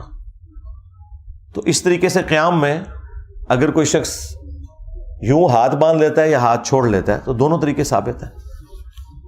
زیادہ اور کم والی بات ہی نہیں, جو آپ کو اچھا لگتا ہے آپ اس طریقے کے مطابق عمل کریں, اور جو کمفرٹیبل ہے. میں یہ کرتا ہوں آلٹرنیٹیولی, کوئی ہاتھ باندھ کے پڑھ لیا, کوئی ہاتھ چھوڑ کے پڑھ لی نماز, اس طریقے سے میں آلٹرنیٹیولی کرتا رہتا ہوں. اور آپ ان حنفیوں کو دیکھیں, انہوں نے کیا ہنگامہ کھڑا کیا ہوتا ہے کہ ان کی عورتیں سینے پہ ہی ہاتھ باندھتی ہیں, اور پھر دوسری طرف یہ آپ کو یہ کہتے ہیں کہ جی یہ سینے پہ ہاتھ باندھنا جو ہے نا یہ گستاخی ہے اللہ تعالیٰ کی, اور پتہ نہیں کیا ایکٹنگ کر کے ایسے ایسے کر کے دکھا رہے ہوتا ہے. ادھر تو کوئی نہیں بھائی باندھتا, یہ تو سینہ تو نہیں, یہ تو گلا ہے, یہاں پہ ہاتھ باندھے جاتے ہیں. ایک طرف کہتے ہیں یہ اللہ تعالیٰ کے سامنے اس طریقے سے کھڑے ہونا بے ادبی ہے, تو تمہاری ساری عورتیں بے ادب ہیں, پھر ان سے جتنے بچے تمہارے ہو رہے ہیں وہ سارے بے ادب ہوئے نا, جب ماں ہی ان کی بے ادب ہے. تو کتنے جذباتی معاملات میں یہ ٹیکل کرتے ہیں, اور انہیں یہ خود نہیں پتا کہ سنت کا مذاق اڑا رہے ہوتے ہیں. خام خواہ ایک فتویٰ لیں, اور پھر آپ کو عقلی دلائل دیں گے. دیکھیں جی آپ کسی آفیسر کے سامنے جا کے کھڑے ہو تو آپ ایسے کھڑے ہوں گے, تو تم ایسے کھڑے ہوتے ہو تو لعنت ہے تمہارے اوپر اگر ہاتھ باندھ کے کسی کے آگے کھڑے ہوتے ہو. یہ تو اللہ کا پروٹوکول ہے. اور ویسے مجھے بتائیں آفیسر کے سامنے تو ہاتھ چھوڑ کے کھڑے ہوتے ہیں آپ لوگ. کوئی ہاتھ ایسے بندے میں کہتے ہیں ہاتھ کھولو, سیدھی طرح کھڑا ہو, اس طرح ہی کرتے ہیں نا. ہاں, لہٰذا آندہ کوئی ہے دلیل دے رہا تھا کہ آفیسر سامنے ان کو تو بھی یار ہاتھ کھول کے جانا ہے تو ہاتھ کھول کے نماز پڑھو. آپ کے چچا زاد جو ہیں وہ تو ہاتھ اس طرح باندھ کے نماز پڑھتے ہیں شافعی, اور آپ کے جو غیر مقلد ہیں مترے پرا وہ اینج کر کے بندے نے. تو ٹھیک ہے, ٹالرنس پیدا کریں.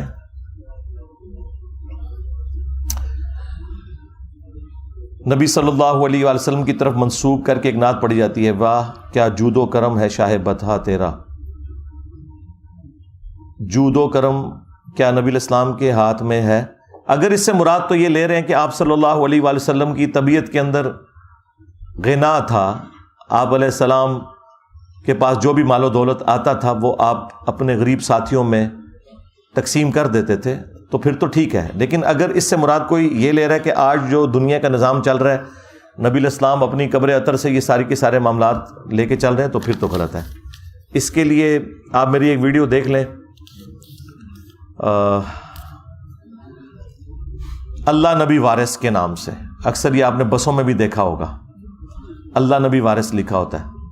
تو میں نے تفصیل کے ساتھ اس کے اوپر بات کی ہوئی ہے. پھر ہمارے جو مصباحی صاحب نے کہا تھا کہ یہ IMF کا قرضہ اتارنا ہے تو داتا دربار پہ جائیں, تو میں نے ان کو ریبٹل کیا تھا. وہاں میں نے توحید کے حوالے سے جتنی چیزیں تھیں بڑی تفصیل سے بیان کی ہیں.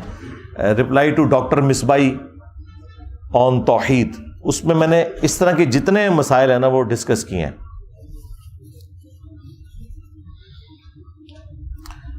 ہم بچپن سے یہ سنتے آ رہے ہیں کہ جس شخص کو اللہ تعالیٰ کے 99 صفاتی نام آتے ہوں وہ بغیر حساب کی جنت میں داخل ہوگا. یہ فضیلت تو ہے لیکن اس طرح نہیں لکھی ہوئی ہے. جو حامل ہوگا ان ناموں کا, حامل کا مطلب یہ نہیں کہ اس نے صرف زبانی یاد کیے ہوئے, باقی وہ اللہ تعالیٰ کو پروٹوکول دیتا ہوگا, اس کے لیے جنت والا معاملہ ہے. باقی تو, اور اس میں بھی 99 سارے نام جو یہ قرآن پاک میں لکھے ہوئے ہیں نا اینڈ پہ خود سے علماء نے, وہ سارے ثابت نہیں, کچھ ثابت ہیں کچھ نہیں ثابت. اس کے اوپر میری تفصیلی ویڈیو آپ دیکھ لیں, 99 نیمز آف اللہ. مسئلہ نمبر 82A بھی ہے, تفصیل کے ساتھ میں نے وہ سارے ناموں کے اعتبار سے ڈسکشن کیا. کیا اکیلا آدمی کے لیے گھر میں یا مسجد میں اقامت کہنا لازمی ہے؟ سنت ہے, کہیں. نسائی میں حدیث ہے, تیرے رب کو اس گڈریے پہ بڑا پیار آتا ہے جو پہاڑ کی چوٹی پہ اکیلے چڑھ کر اذان اور اقامت کہہ کے نماز کی جماعت قائم کرتا ہے. اکیلے بھی جماعت قائم ہو جاتی ہے. جس طرح امام نماز پڑھ رہا ہے اس طرح آپ نماز پڑھیں، تو آپ اکیلے بھی جماعت کروا سکتے ہیں جب کوئی اور وہاں موجود نہ ہو۔ میرے بعد کوئی نبی ہوتا تو عمر ہوتے ہیں، آپ کے مطابق یہ روایت صحیح نہیں ہے؟ اہم ہی جھوٹ مار رہے ہو، میں کہتے کیا ہے جھوٹے ہو؟ جبکہ ڈاکٹر اسرار صاحب نے کئی بیان میں کیا، ڈاکٹر اسرار صاحب نے تو بیان کی ہے نا، آپ ذرا ابھی جا کے یوٹیوب پہ لکھیں میرے بعد اگر کوئی نبی ہوتا تو عمر ہوتا، تو کلپ تو میرا کھلے گا، ڈاکٹر اسرار کا نہیں کھلے گا۔ کوڑ مار دو لوگوں کو سن کے میرے متھے مار دو۔ میں نے 2012 میں یہ روایت بیان کی تھی، حضرت عمر کے فضائل پہ مسئلہ 65 ریکارڈ کرایا، اس کے بعد اللہ سے کلپ ریکارڈ کرائے، اور ابھی اس محرم میں، اس محرم کے اندر جس کی آج 18 تاریخ ہے، جی ٹی وی کے اوپر میرا پروگرام باقاعدہ اویس ربانی کے ساتھ ہوا ہے، جو ہم نے اپنے چینل سے بھی اپلوڈ کیا، اس میں نے یہ روایت بیان کی تھی۔ جھوٹے ہو؟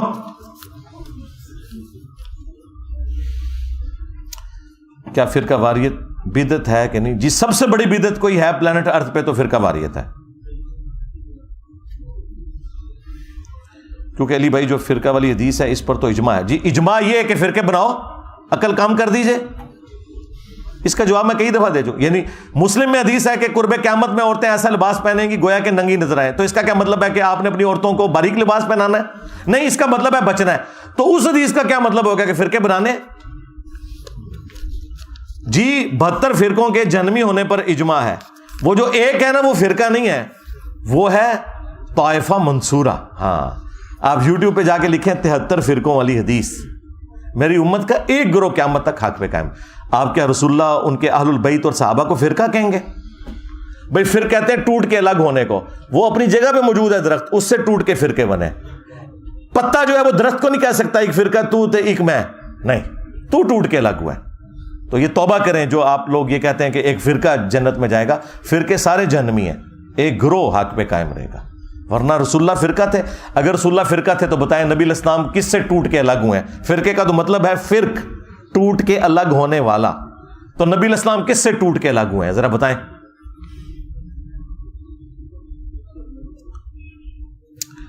کیا یہ بات ٹھیک ہے کہ روزہ مبارک پر پڑھے جانے والا درود آپ صلی اللہ علیہ وآلہ وسلم خود سنتے ہیں؟ جی یہ جو روایت ہے نا، اس روایت کے ساتھ امام بیہقی نے خود لکھا ہوا ہے کہ اس میں مروان السدی جھوٹا اور کذاب راوی ہے۔ یہ روایت موجود ہے اور ساتھ امام بیہقی نے لکھا ہوا ہے جس نے یہ روایت لی ہے کہ یہ روایت جعلی ہے۔ البتہ ہمارا سلام یہاں سے بھی ان کو پہنچ رہا ہے، السلام علیکہ ایھا النبی۔ بخاری مسلم میں آیا کہ زمین و آسمان میں ہر نیک بندے تک سلام پہنچ جائے گا جب تم تشہد پڑھتے ہو، السلام علیکہ ایھا النبی اور السلام علینا وعلی عباد اللہ الصالحین۔ تو اس پہ میری تفصیلی ویڈیو آپ دیکھیں، السلام علیکہ ایھا النبی یا رسول اللہ پر عقیدہ۔ تو میں نے بتایا کہ یا رسول اللہ کا عقیدہ بالکل درست ہے، اس کے پیچھے جو آپ نے چیزیں جوڑی ہوئی ہیں وہ غلط ہیں۔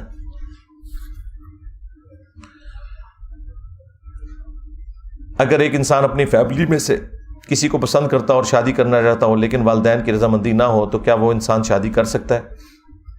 جی ایک صورت میں کرے کہ شادی کر کے اپنی بیوی لے کے نہ تو اپنے ماں باپ کے شر سے اتنی دور لے جائے کہ ماں باپ کے سانس کی آواز بھی وہاں نہ آئے، اور اگر لا کے وہ ان بھیڑیوں کے سامنے اس بیوی کو پھینکنا ہے کہ تم تو پورا دن ڈیوٹی کرو اور وہ اس کو کاٹتے رہے تمہارے ماں باپ بیٹھ کے، تو لعنت ہے تمہارے اوپر اگر یہ کام کرتے ہو تو۔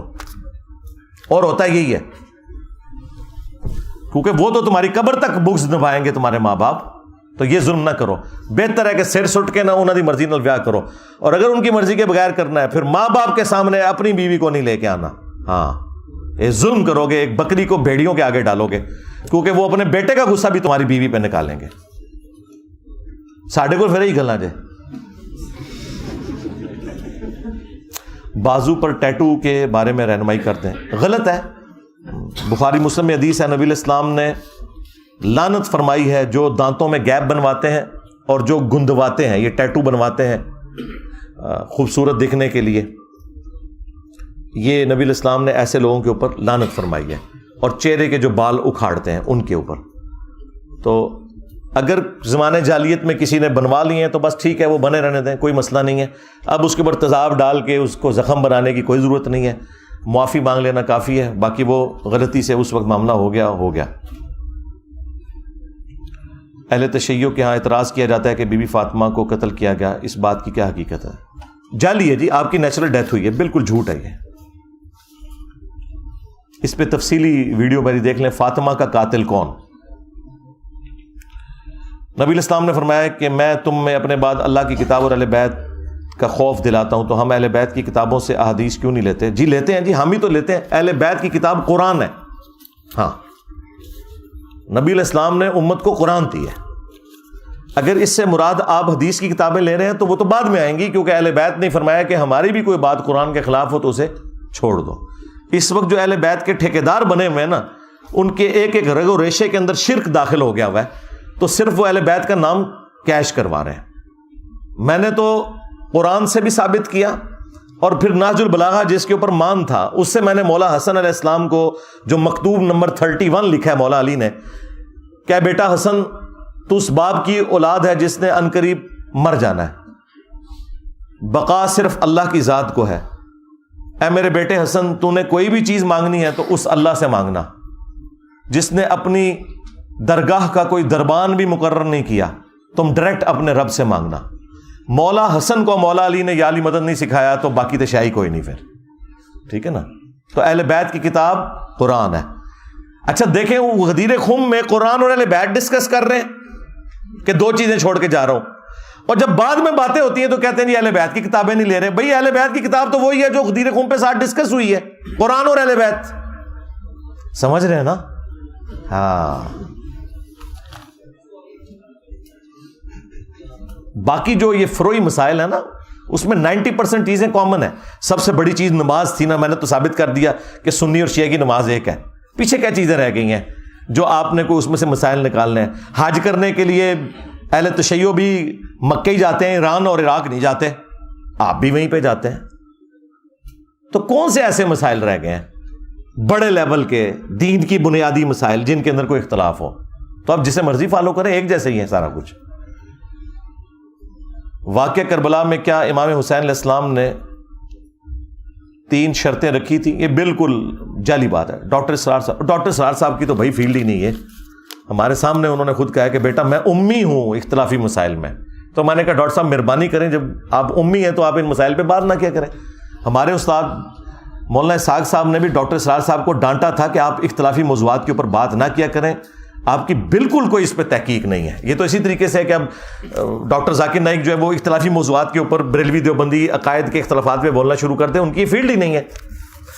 اس کا یہ مطلب نہیں کہ ہم کہتے ہیں ان کا حاکم نے چھین لیا. نہیں نہیں نہیں، فیلڈ بنائیں، علم حاصل کریں، خاری کاٹیں، اس کے بعد ویڈیوز ریکارڈ کریں. ہم کب یہ کہہ رہے ہیں کہ بندہ ویڈیوز ریکارڈ نہ کرے یا بات نہ کرے، لیکن پہلے تحقیق تو کرے نا. میں یعنی اس ہاٹ سیٹ پہ ابھی آگے بیٹھ کے اور پوری دنیا کو آگے لگا لیا. ظاہر ہے اس کے پیچھے میری 25-30 سال کی محنت ہے، تب جا کے اس کرسی پہ بیٹھا ہوں نا. ہاں، تو اس طرح نہیں ہے کہ کوئی بندہ بھی منہ اٹھا کے تو اختلافی موضوعات کے اوپر بات کرنا شروع کر دے. بالکل جعلی بات ہے یہ 3 شرطوں والی. اس کے اوپر آپ یوٹیوب پہ جا کے لکھیں حسین علیہ السلام کی 3 شرائط. یہ جس کتاب سے پیش کر رہے ہیں نا، اس کتاب میں تو پھر یہ لکھا ہے کہ یزید کے ابا اجداد کے تابوت جہنم میں. ہاں، اور یزید کے باپ کے بارے میں اس کتاب میں پھر یہ لکھا ہوا ہے کہ اسے میرے جب ممبر پہ دیکھو تو قتل کر دینا. اتنی خطرناک روایتیں ہیں. اس لیے ہمارے استاد شیخ زبیر لذیذ صاحب نے کہا تھا یہ امام بلازری کی جو کتاب ہے نا انصاب الاشراف، اس سے جان نہیں چھڑاؤ، یہ کتاب ہی جعلی ہے. ورنہ یہاں تو حسین علیہ السلام کو بدنام کرتے کرتے جن کا تم دفاع کر رہے ہو بنو امیہ، ان کو تو سیدھا سیدھا جہنمی اس کتاب میں کہہ دیا گیا. تو اس لیے بہتر یہ کہ اس کتاب سے ہی جان چھڑا لو.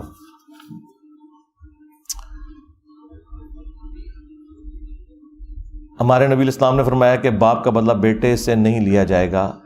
حضرت آدم علیہ السلام کو سزا کے طور پر دنیا میں بھیجا گیا تو نہیں، سزا کے طور پہ دنیا میں نہیں بھیجا گیا، یہ بالکل بات غلط ہے. وہ تو آدم علیہ السلام کی پیدائش سے پہلے اللہ تعالیٰ سورۃ البقرہ میں فرما رہا ہے کہ ہم نے فرشتوں سے کہا کہ میں زمین میں خلیفہ بنانے والا ہوں. وہ تو اللہ نے پہلے ہی ڈیسیژن کر لیا تھا. وہ ذریعہ کوئی بھی بنتا ہے نا، زمین میں خلیفہ تھا، وہ جنت میں خلیفہ نہیں تھا بننا، ہم نے زمین میں بننا تھا. تو یہ آپ کی بات غلط ہے. قرآن پاک میں 3 پتھروں کا ذکر کیا ہے، یاقوت اور مرجان اور عقیق. یاقوت اور مرجان تو میں نے پڑھے ہوئے، یہ عقیق کس آیت کے اندر ہے؟ ذرا وہ آیت کا نمبر ذرا مجھے بتائیں جی، جس کا بھی یہ ہے پرچی، تاکہ میرے علم میں بھی اضافہ ہو. یہ عقیق کا ذکر کہاں پہ موجود ہے؟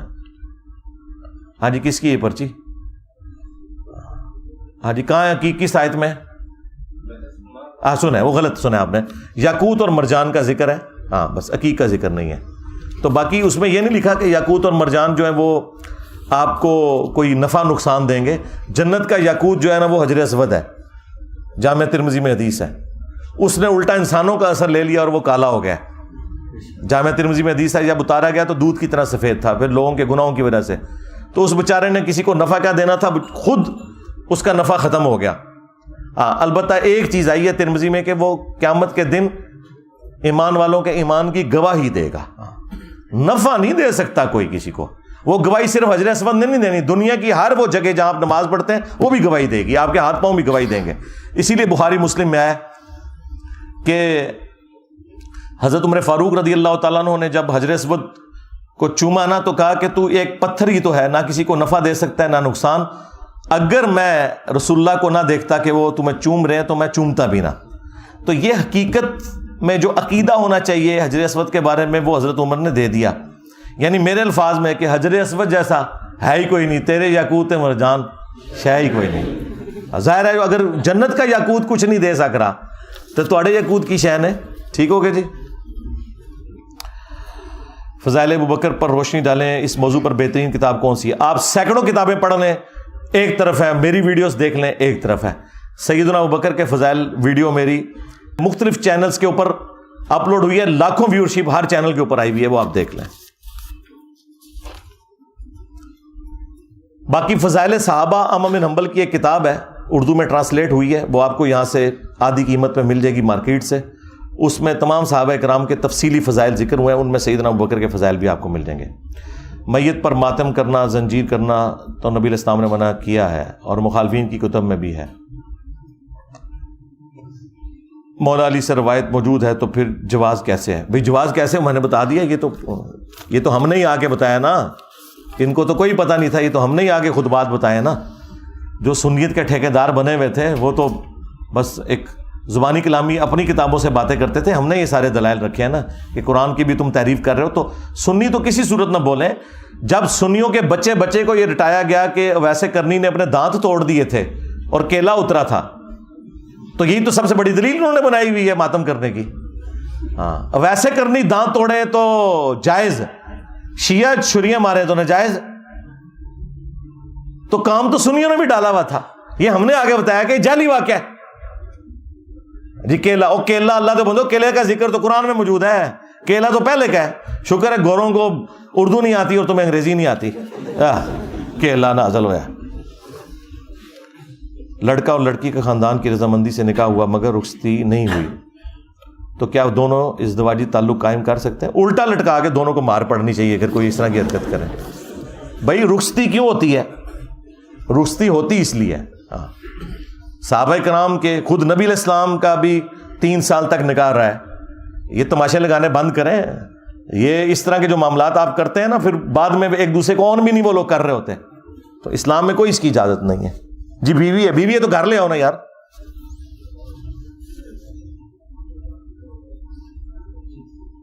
میرے گھر والے میرے مخالف ہیں دین کے حوالے سے. بہت اچھی بات ہے, حل بتائیں کیا؟ سب سے پہلے شکر ادا کریں, آپ بھی صحابہ کرام کی صف میں آخری نمبر پہ جا کے شامل ہو جائیں گے, انگلی کٹا کے شہیدوں میں شامل.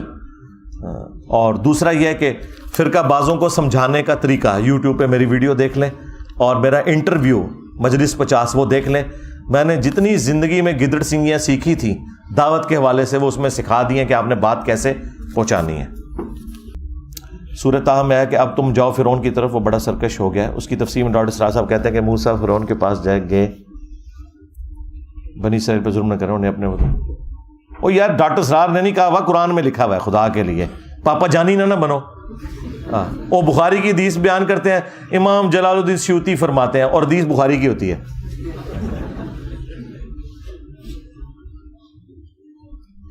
اسرائیل کا بھی تو یہی دعویٰ ہے کہ فلسطین ان کا ملک ہے, تو پھر فساد کیا ہے؟ بھائی یہ ڈاکٹرن ہے میرے بھائی, اتنا آسان معاملہ نہیں میں اس کے اوپر یہاں بولوں. فلسطین کے اوپر آپ میری تفصیلی ویڈیو دیکھ لیں. خودکشی کرنے والے انسان کی موت ایسے ہی لکھی تھی یا اس کی زندگی بھی باقی تھی؟ جی زندگی کوئی باقی نہیں تھی, ایگزٹ ہر بندے کا ڈفرنٹ لکھا ہوا جی.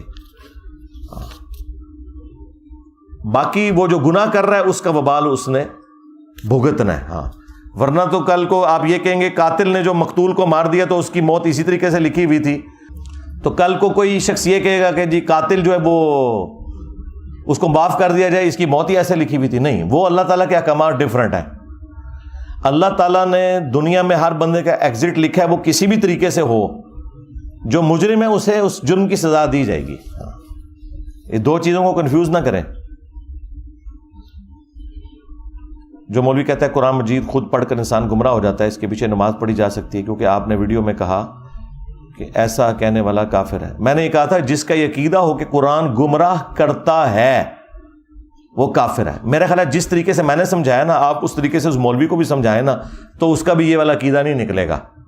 بجائے یہ کہ اس کے پیچھے نماز چھوڑ دیں، اس سے یہ بتائیں کہ کیا میں گورے کو یہ کتاب دوں، یہ کہہ کے کہ یہ گمراہ کرنے والی کتاب ہے، وہ ایسے کانوں کو ہاتھ لگائے گا. اسے یہ پتہ نہیں ہے کہ وہ بول رہا کیا ہے. جس طرح کہ کلمہ گو مشرک شرک کر رہا ہے، اسے پتہ نہیں ہے کہ وہ شرک کر رہا ہے. تو آپ بجائے ایک دوسرے کے پیچھے نمازیں چھوڑنے کے نا اصلاح کی کوشش کریں نا. اپنا بوریا بسترا جڑا سمیٹ کے سائڈ دینا نہ ہو جاؤ، کام کرو نا، کام سارا میں ہی کرنا ہے. تو یہ کیا کریں آپ.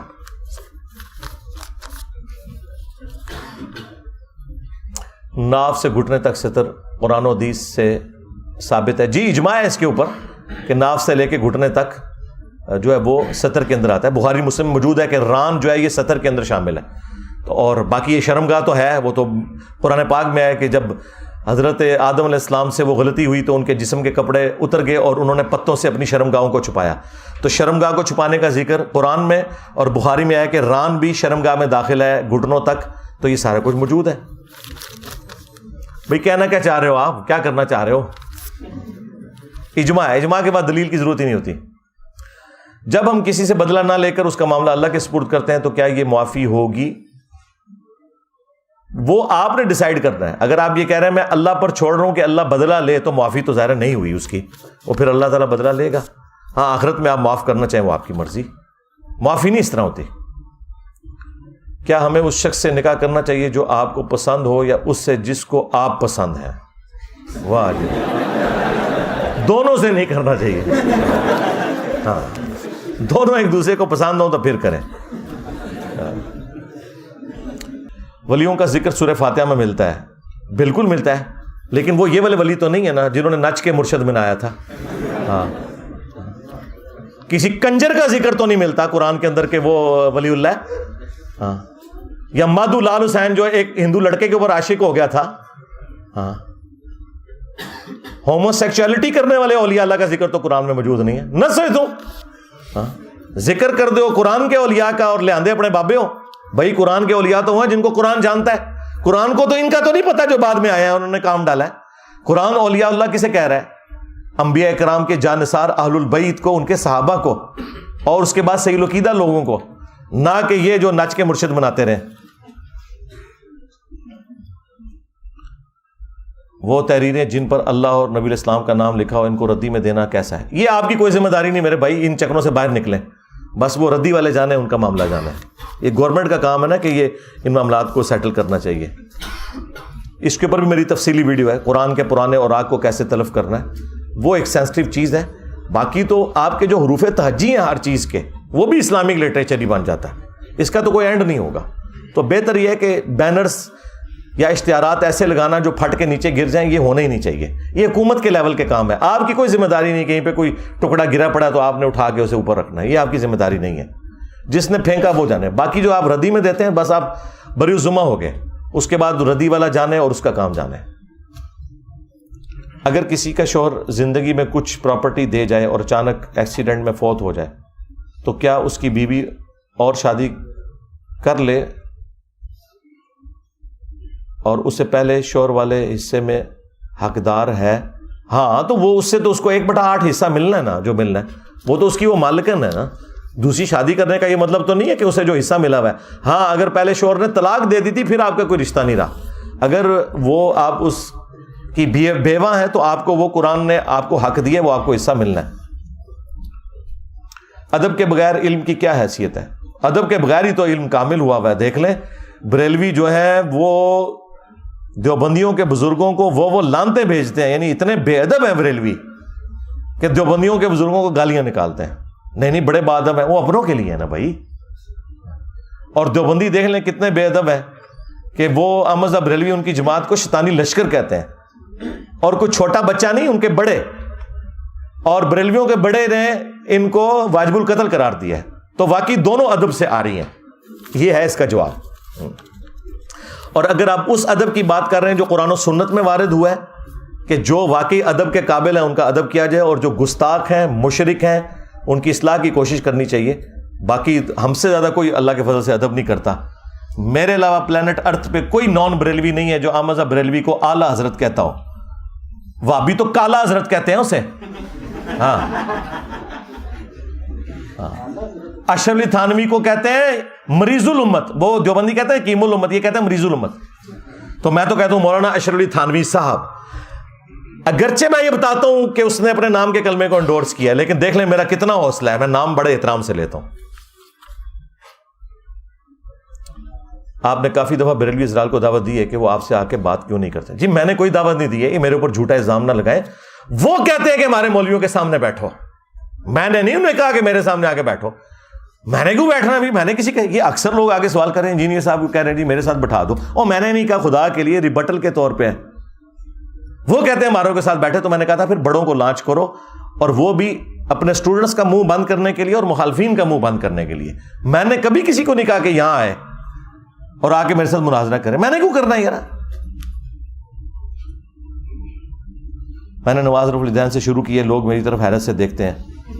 میں خود بھی بریلوی ہوں، تو کوئی مسئلہ نہیں، حیرت سے دیکھنے دیں.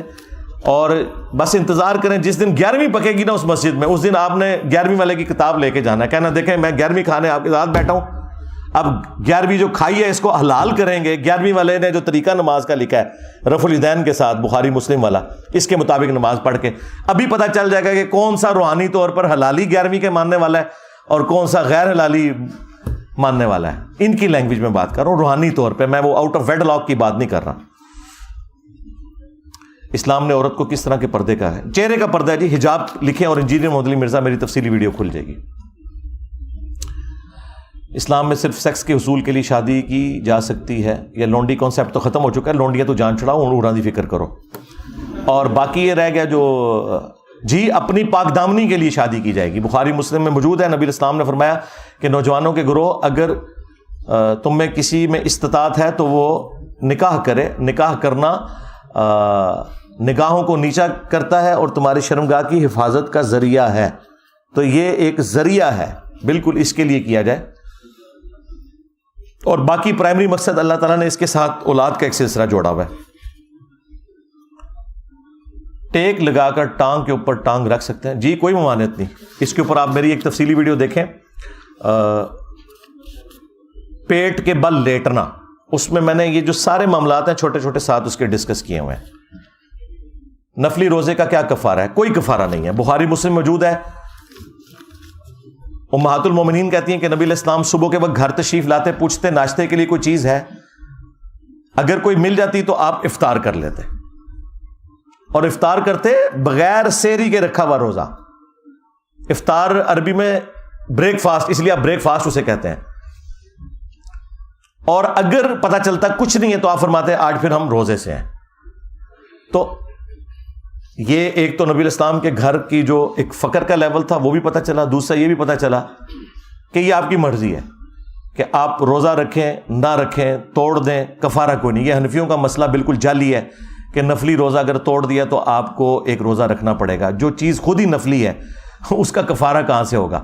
صرف منت کے روزوں کا کفارہ ہوگا کیونکہ وہ واجب ہوتے ہیں.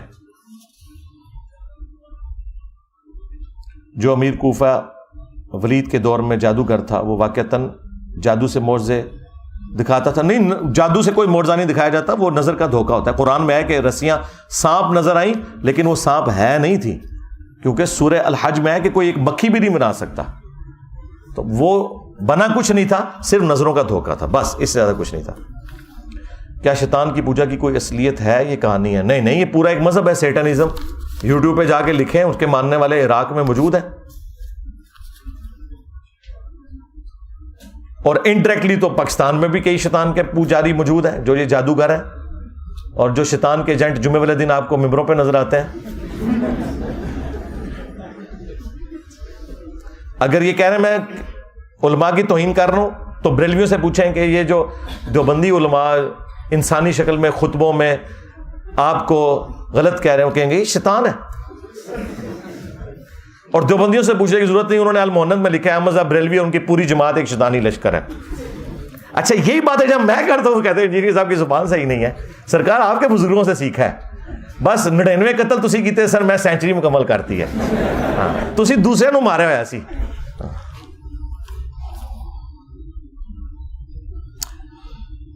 اگر مولا علیہ السلام کا خلفۂ ثلاثہ سے اختلاف نہ تھا تو ان ادوار کی جنگوں میں حصہ کیوں نہیں لیا؟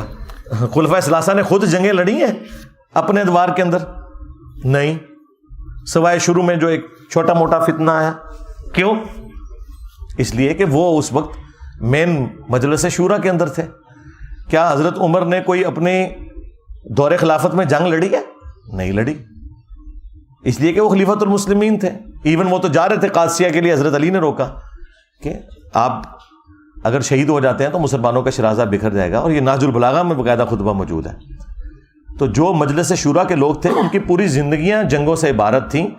انہوں نے اپنے ادوار کے اندر جنگیں نہیں لڑی ہیں، بلکہ انہوں نے، وہ اس وقت تھنک ٹینک تھے، انہوں نے مہمات روانہ کی ہیں.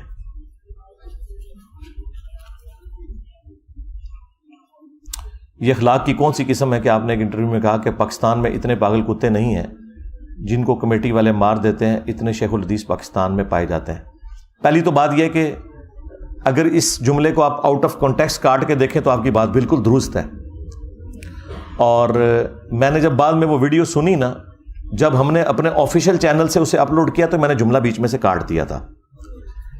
یہ وہ جو صحافی ریکارڈ کر کے گیا تھا اس نے وہ پوری ویڈیو بغیر ایڈیٹنگ کے چڑھائی، اور میں اسے آن کرتا ہوں، میں اس پہ نہیں الزام لگاؤں گا، نہ میں نے اسے منع کیا تھا. لیکن جب میں نے بعد میں سنا تو میں نے اپنے والا جو اپلوڈ کیا ہوا ہے اس میں آپ کو یہ جملہ نہیں ملے گا. یہ تو میں آپ کو بتا رہا ہوں کہ میں نے آپ کے اخلاق کا خیال رکھتے ہوئے کیا. باقی اگر آپ مجھ سے بات کریں تو میں اس بات کو ڈیفینڈ کرنے کے لیے تیار ہوں. قرآن میں اللہ تعالیٰ نے علماء سو کو کتے سے تعبیر کی ہے. تو کیا یہ اللہ تعالیٰ کے اور قرآن کے اخلاق ہیں کہ علماء سو کو کتا کہا ہے بلعام بن باورا کو؟ تو آپ کہیں گے یقیناً. نبی علیہ السلام نے کہا کہ جیسے ہلکا کتا کاٹ جائے گا نا، اس طرح کے فرقے پیدا ہوں گے، ان کے ایک ایک رگ و ریشے کے اندر جا کے حلق کودے گا. تو نبی علیہ السلام نے بھی علماء سو کو کتا کہا ہے.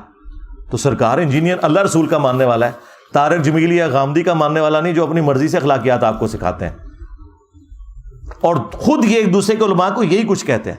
تو میں نے یہ بات کی تھی جو اس حوالے سے کی تھی وہ یہی کی تھی. مجھے تو کہنا چاہیے یہ جو شیخ الحدیث ہے یہ تو غدار الحدیث ہے. حدیثیں پڑھ کے یہ کہہ رہے ہیں کہ ڈائریکٹ بخاری نہ پڑھنا گمراہ ہو جاؤ گے. تو ایسے شیخ الحدیث کو پاگل کتے کی طرح جو ہے وہ کمیٹی والوں کے حوالے کرنا چاہیے یا ممبر پہ ایسے بندے کو چڑھنا چاہیے؟ ذرا آپ مجھے خود بتائیں، یہ اس قابل ہے؟ اور اگر اس سے مراد وہ شیخ الحدیث ہیں جو واقعی جینولی حدیث کا کام کر رہے ہیں تو ان کے قدموں کی خاک میری آنکھوں کا سرما. اور ٹائم کیا بتا کہ وہ بندے بھی ذرا لے کے آنے ہیں. میجارٹی یہی ہے. اگر آپ کو یقین نہ آئے تو آپ بریلویوں سے پوچھ لیں کہ یہ جو دیوبند کے علماء ہیں کیا ہیں، تو آپ کو بتا دیں گے وہ کیا ہے. دیوبند سے پوچھیں وہ بریلویوں کے. میرے بکس میں ہو سکتا ہے احترام سے نام لیں، وہ لادہ بات ہے وہ ایکٹنگ کر رہے ہوں گے. احترام سے نام لیں نا تو انہیں کہ پھر ٹھیک ہے اگلی دفعہ پھر ہم آپ کی مسجد میں اس فرقے کے مولوی کو بلائیں، وہ ایک جمعہ پڑھا دیں، تو ادھر ہی سارا اکرام مسلم اور اخلاقیات دھڑم سے گر جائے گی. تو میں نے پاکستانی اخلاق کے تحت اسے نکال دیا تھا. قرآن و سنت کے اخلاق میں بالکل یہ فٹ ان بیٹھتا ہے جملہ جو میں نے بولا ہے. اس سے بھی سخت بولنا چاہیے تھا. ولیمہ رخصتی کے کتنی دیر بعد کرنا چاہیے؟ جب مرضی کر لیں لیکن جلدی کر لیں. باقی وہ جو کہتے ہیں نا کہ وہ تعلق قائم ہونا ضروری ہے، تعلق قائم ہونے سے اس کا کوئی تعلق نہیں ہے. اس کا تعلق یہ ہے کہ صرف خلوت ثابت ہو جائے کہ میاں بیوی علیحدگی میں اکٹھے ہو گئے ہیں، آگے کوئی معاملہ چلا یا نہیں چلا اس کے ساتھ اس کا کوئی تعلق نہیں. اس کے بعد وہ ڈکلیئر کریں گے کہ بھئی یہ دو میاں بیوی ہیں، اس کے لیے ولیمے کی اناؤنسمنٹ ہوتی ہے. جنت میں جہاں مردوں کو حوریں ملیں گی اس کے برعکس عورتوں کے لیے بھی کچھ رکھا ہوا ہے. آپ مرد ہیں انشاءاللہ آپ کو مل جائیں گی. رہی عورتیں تو ہمارا کلپ دیکھ لیں، جنت میں عورتوں کو کیا ملے گا. اکثر لوگ پیروں میں گھنگرو ڈال کر ناچتے ہیں، ایسا کیوں کرتے ہیں؟ ولی اللہ ہے نا. اور جو ان سے بڑے ولی ہیں وہ سوٹیں لگاتے ہیں بیٹھ کے. ظاہر ہے جی یار، اب اگر بابا نچ کے مرشد منا رہا ہے تو ولی اللہ ہے نا. آپ نے ہمیں بتایا تھا نا. تو وہ جو تھوڑی دیر پہلے پرچی آئی تھی نا کہ اولیاء اللہ کے آپ اتنے خلاف کیوں ہیں, یہ ہے جی وجہ, ان کے کرتوتوں کی وجہ سے. یہ اولیاء اللہ نہیں ہے, یہ صرف اولیاء ہیں, یا اولیاء الشیاطین ہے. اولیاء اللہ تو وہ ہیں جو آپ کو اللہ رسول کی بات بتائیں گے. بابا بلے شاہ کون تھا اور وہ کیوں ناچتا تھا, ادو پوچھو جا کے, میرا کیا لینا دینا. نچیا ہوا ہے تو دسا میں. یہ جو لوگ تعویذ پہنتے ہیں اور ہرا سرخ دھاگے پہنتے ہیں, کیا یہ حلال ہے؟ تعویذ کی اسلام میں کوئی اجازت نہیں ہے جی. تعویذ وہی ہیں جو آپ میری یوٹیوب پہ ویڈیو دیکھ لیں, نبی علیہ السلام کے تعویذات.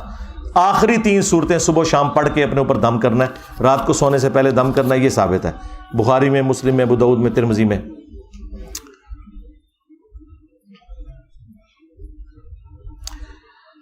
لوگ سوال کرتے ہیں کہ آپ بابوں کو نہیں مانتے, لیکن جو کتابیں ہیں وہ آپ نے آگے رکھی ہیں وہ بھی تو بابوں کی لکھی ہیں. جی ان بابوں کو تو ہم مان رہے ہیں, ہم آپ کے بابوں کو نہیں مان رہے. اس کے اوپر میری تفصیلی ویڈیو ہے.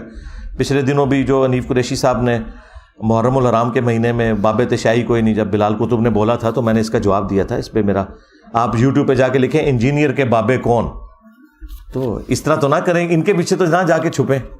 ٹھیک ہے. تراوی, علی بھائی تراوی میں بھی تو وی آتا ہے, تو آپ 20 تراوییں کیوں نہیں مانتے؟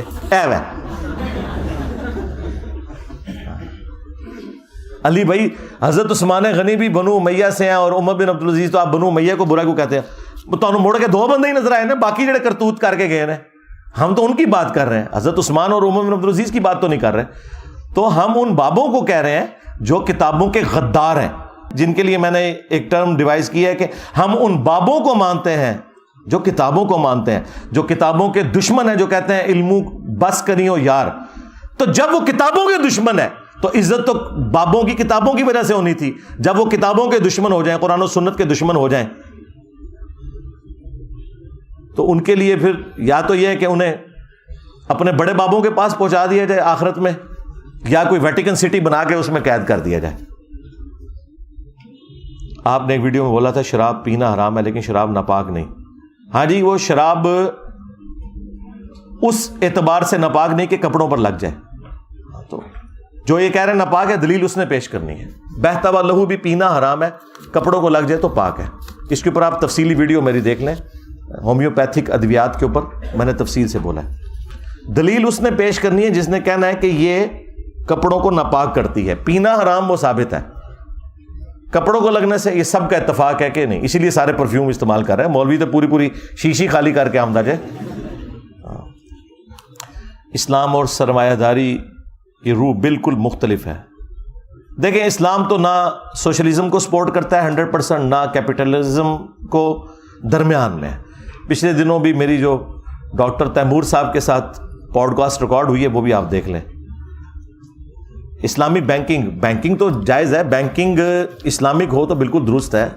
کسی نہ کسی فارم میں اس زمانے میں تو تھی نا. نبی علیہ السلام خود کیا کرتے تھے, آپ نے کیا لوگوں کی مانتے نہیں رکھی ہوئی تھی اپنے پاس؟ تو اس وقت بینکنگ نظام یہی تھا نا کہ کسی بڑے ڈومیننٹ بندے کے پاس آپ اپنی مانتے رکھواتے تھے. اب سب سے بڑی امانت آپ کا پیسہ ہے, وہ بینک رکھتا ہے. زیورات بینک رکھتا ہے. اس کے عوض اگر وہ معاوضہ بھی ڈیمانڈ کرتا ہے تو یہ بالکل جائز ہے. ہمیں تو صرف سودی کاروبار سے مسئلہ ہے. تو اسلامک بینکنگ کے اوپر تفصیلی ویڈیو دیکھ لیں. سورہ شعراء میں ہے کہ شاعروں کے پیچھے بہکے ہوئے لوگ چلتے ہیں. ان سے مراد لوگ کون ہیں؟ مثال کے طور پر علامہ اقبال, یہ دوسرے عام شاعر. تو ساتھ ہی لکھا ہوا نا کہ جو ایمان لائے اور نیک عمل کرنے والے ہیں ان شعراء کو تو اللہ تعالیٰ نے انہیں ایکسکلوڈ کیا ہے سورہ شعراء میں. شاعری سے متعلق 15 احادیث, میری ویڈیو آپ دیکھ لیں. پوئٹری ان اسلام, میوزک ان اسلام. بخاری مسلم میں آیا کہ ایک صحابی کہتے ہیں میں نبی علیہ السلام کے پیچھے سواری پر تھا, آپ نے ایک مجلس میں 100 سے زیادہ اشعار مجھ سے سنے. تو جو اچھی شاعری ہے ہم اسے پسند کرتے ہیں. ڈاکٹر اقبال کی جو شاعری اچھی ہے اسے ہم پسند کرتے ہیں. جو انہوں نے ویسے کوئی, وہ جدھر بھی گئے ہیں اس کی شان میں کوئی نہ کوئی نظم انہوں نے کیا ہی دے دی ہے. یہ اکثر آپ کو وہ صوفیہ کہیں گے کہ وہ انہوں نے مجدد الف ثانی کی شان میں پورے اشعار کہہ دیے تھے. وہ ہند میں سرمایہ ملت کا نگہبان, اللہ نے جسے کیا بر وقت خبردار, حاضر ہوا میں شیخ مجدد کی لحد کے اوپر. تو وہ کہتے ہیں جی ڈاکٹر اقبال تو بڑی تعریف کر کے گئے ہیں, اور آپ کہتے ہیں بھائی بات یہ ڈاکٹر اقبال خود اپنے مال کا جواب دے ہے, ہم تو بتا رہے ہیں کہ ان کی تعلیمات قرآن و سنت کے خلاف ہیں. جو ٹھیک ہے وہ ٹھیک ہے, وہ تو کافر کی بھی ٹھیک ہو تو ہم مانتے ہیں. باقی ڈاکٹر اقبال نے تو دنیا کا کوئی بھی بندہ جس سے وہ امپریس ہوئے تھے اس کی تعریف کی ہے. لینن کی قبر پہ گئے ہیں, وہاں پہ بھی جا کے پوری نظم اس کی شان میں لکھ دی ہے. جو کمیونزم کا سمجھ لے بانی تھا رشیا میں, ٹھیک ہے. اسی طریقے سے کارل مارکس کے لیے تو انہوں نے یہ جملہ بول دیا کہ وہ پیغمبر نہیں ہے لیکن اس کے پاس کتاب ہے, ڈاس کیپیٹال. اب یہ بات کوئی ہمارے جیسا بندہ کرے تو یہ کہیں گے یہ تو کفر بول دیا. تو ڈاکٹر اقبال نے تو کہا کہ جو کارل مارکس ہے وہ پیغمبر نہیں لیکن اس کے بغل میں کتاب ہے, اور کتاب پیغمبروں کو دی جاتی ہے. وہ بغیر پیغمبری والا جو ہے کتاب رکھنے والا انسان ہے. تو وہ ہر ایک کی تعریف اس طرح کر دیتے تھے. ڈاکٹر اقبال کو زیادہ سیریس نہ لے لیا کریں, جو اس کی باتیں ٹھیک ہے بس وہی لیا کریں. آپ بس وہی پڑھا کریں کہ محمد سے وفا تو نے تو ہم تیرے ہیں. ہاں, یہ جہاں چیز ہے کیا لوہو قلم تیرے ہیں. جو یہ شعر پڑھ رہے ہوتے ہیں وہ بھی محمد کے ساتھ بے وفائی کر رہے ہوتے ہیں, جو سن رہے ہوتے ہیں وہ بھی بے وفا ہوتے ہیں, بس صرف شعر ہی پڑھ رہے ہوتے ہیں.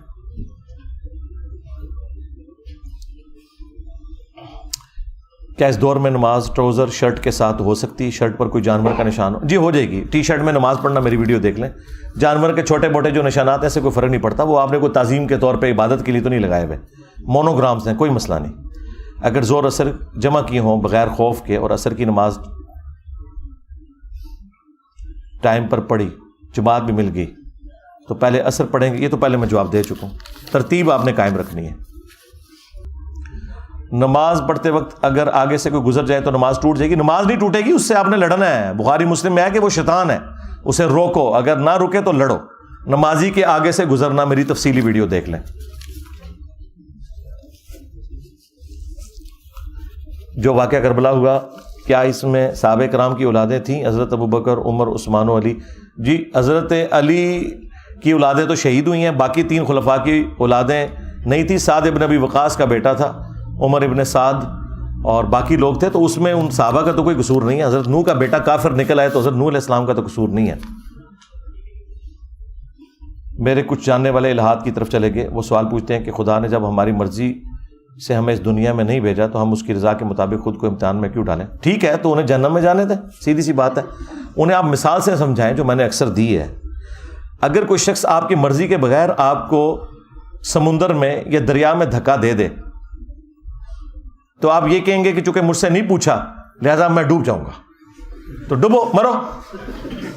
اور دوسری طرف ایک کنارے پہ کھڑا ہوا شخص یہ کہہ رہا ہے کہ بھائی اس طرح ہاتھ پاؤں مارو, کنارے تک پہنچ جاؤ گے, کامیاب ہو جاؤ گے. آگے سے وہ ضد کرے کہ نہیں میں نے ہاتھ پاؤں نہیں مارنے, تو خود ہی ڈوبے گا نا. اس کنارے والے کا کیا بگاڑ رہا ہے وہ, ایسا ہی ہے نا.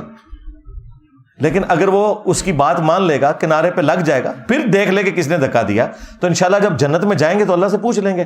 فی الحال تو وقت ہے, پیغمبر کنارے پہ کھڑے ہو کے آواز دے رہا ہے کہ بھائی تمہیں تمہارے رب نے بنایا اور تم نے اس کے سامنے اکاؤنٹیبل ہونا ہے, تو بھائی چپ کر کے پیغمبر کی بات کو مان لیں. سیدھی سی بات ہے.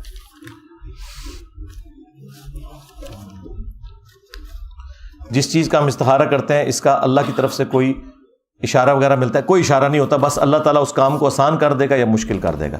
باقی یہ جو لال پیلے سرخ جھنڈیاں شنڈیاں کچھ بھی نہیں. جیسا کہ امام مہدی کا ظہور ہونا ہے, ظہور کیسے ہوگا؟ وہ پیدا ہوں گے, بڑے ہوں گے, پھر تبلیغ شروع کریں گے. جی ظاہر ہے جی, ایک دن میں تو کوئی نہیں بن جاتا. باقی انشاءاللہ امام مہدی علیہ السلام جب آئیں گے تو اللہ تعالیٰ خود ہی لوگوں کے دل ان کی طرف کر دے گا. امام مہدی کے اوپر میری تفصیلی ویڈیو آپ دیکھ لیں. ابھی بہرحال کوئی مہدی نہیں ہے, بے فکر رہیں. 500 مہدی وڈے جا چکے ہیں ان تک, امت جعلی. اللہ کے ذکر کے بعد درود شریف, کیا علی علیہ السلام کا نام لینے سے نامہ اعمال میں ثواب لکھا جاتا ہے؟ بھائی یار, آپ مخلوقات سے نکل کے اللہ کا ذکر کریں. درود شریف بھی اللہ کا ذکر ہے, اس میں محمد اور آل محمد کے لیے جو آپ دعا کرتے ہیں تو وہ محمد اور آل محمد کی عبادت نہیں ہے, وہ اللہ کا ذکر ہے, اللہ کی عبادت ہے. میں 5 سال سے امریکہ میں ہوں, میری بیوی پاکستان میں ہے, اور میں اپنی ازدواجی معاملات کیسے پورے کروں؟ تو بلا لیں اسے, اور اگر وہ نہیں آ سکتی تو آپ خود آ جائیں. یہ تو بالکل غلط ہے, میں تو ان چیزوں کے خلاف ہوں. 4 مہینے سے زیادہ ایک دوسرے سے دور نہیں آپ رہ سکتے. نصرت فتح علی کی قوالی سننا جائز ہے یا ناجائز؟ نہیں, رات فتح علی کی سن لیا کریں. اور لکھا ہوا ساتھ, مثلاً یاداں وچھڑے سجن دیاں آئیاں. یار یہ آپ قوالی سن بھی لینا, وچھڑا سجن واپس نہیں آتا. ہاں ٹھیک ہے, تو اپنے معاملات کو اللہ کی طرف گاڈ اورینٹڈ کریں جی. باقی اگر عشق حقیقی والا معاملہ ہو اور اس طرح کی قوالیاں تو آپ ضرور، میری زندگی ہے تو، اگر اس سے مراد آپ اللہ کو لے رہے ہیں تو ٹھیک ہے، پھر آپ سنیں. اور اگر آپ مخلوقات کے ساتھ اس طرح کے عقیدے جوڑے ہوئے ہیں تو پھر نہ سنیں. حج کے موقع پر شیطان کو کنکریاں مارنے کے پیچھے کیا فضیلت ہے؟ سنت ہے جی. پتھر کے شیطان کو کیوں مارا جاتا ہے؟ ظاہر ہے یہ اللہ تعالیٰ نے علامتی طور پہ کیا ہے. آپ کو صرف شیطان کو کنکریاں نظر آ رہی ہیں. کعبے کے گرد چکر لگانے سے اللہ تعالیٰ کو کیا فائدہ ہوتا ہے؟ چلیں کوئی گدھا یا کوئی بیل کولو کا چکر لگائے، اس کا تو فائدہ ہوتا ہے کہ پانی نکل آتا ہے. خانہ کعبے کے گرد چکر لگانے سے کوئی پانی نہیں نکلتا. یہ اللہ تعالیٰ نے کچھ سمبلز رکھے ہوئے ہیں. یا کعبے کی طرف منہ کر کے نماز پڑھنا، ہم کعبے کو تو سجدہ نہیں کر رہے، ورنہ تو خلاف کعبہ چینج کرنے والے تو کعبے کی چھت پہ بھی چڑھ جاتے ہیں. ٹھیک ہے، تو یہ سمبلز رکھے ہوئے ہیں، یہ سمبولک چیزیں ہیں. اور بھی کئی چیزیں سمبولک ہیں جو اللہ تعالیٰ نے یاد دہانی کے لیے رکھی ہوئی ہیں. تو ان کے روحانی معاملات کی طرف آپ توجہ دیا کریں. آپ نے اپنے نفس کے شیطان کا علاج کرنا ہے. تو یہ جو چیزیں یہ سمبولک ہیں. ان کی وجوہات اپنے اپنے زمانے میں تھیں کہ انسانی شکل میں شیطان نے آ کے ابراہیم علیہ السلام کو بیٹے کی قربانی سے روکا تھا اور انہوں نے اس کی طرف وہ پتھر پھینکے تھے اور اس کی وہ یاد باقی رکھی گئی ہے.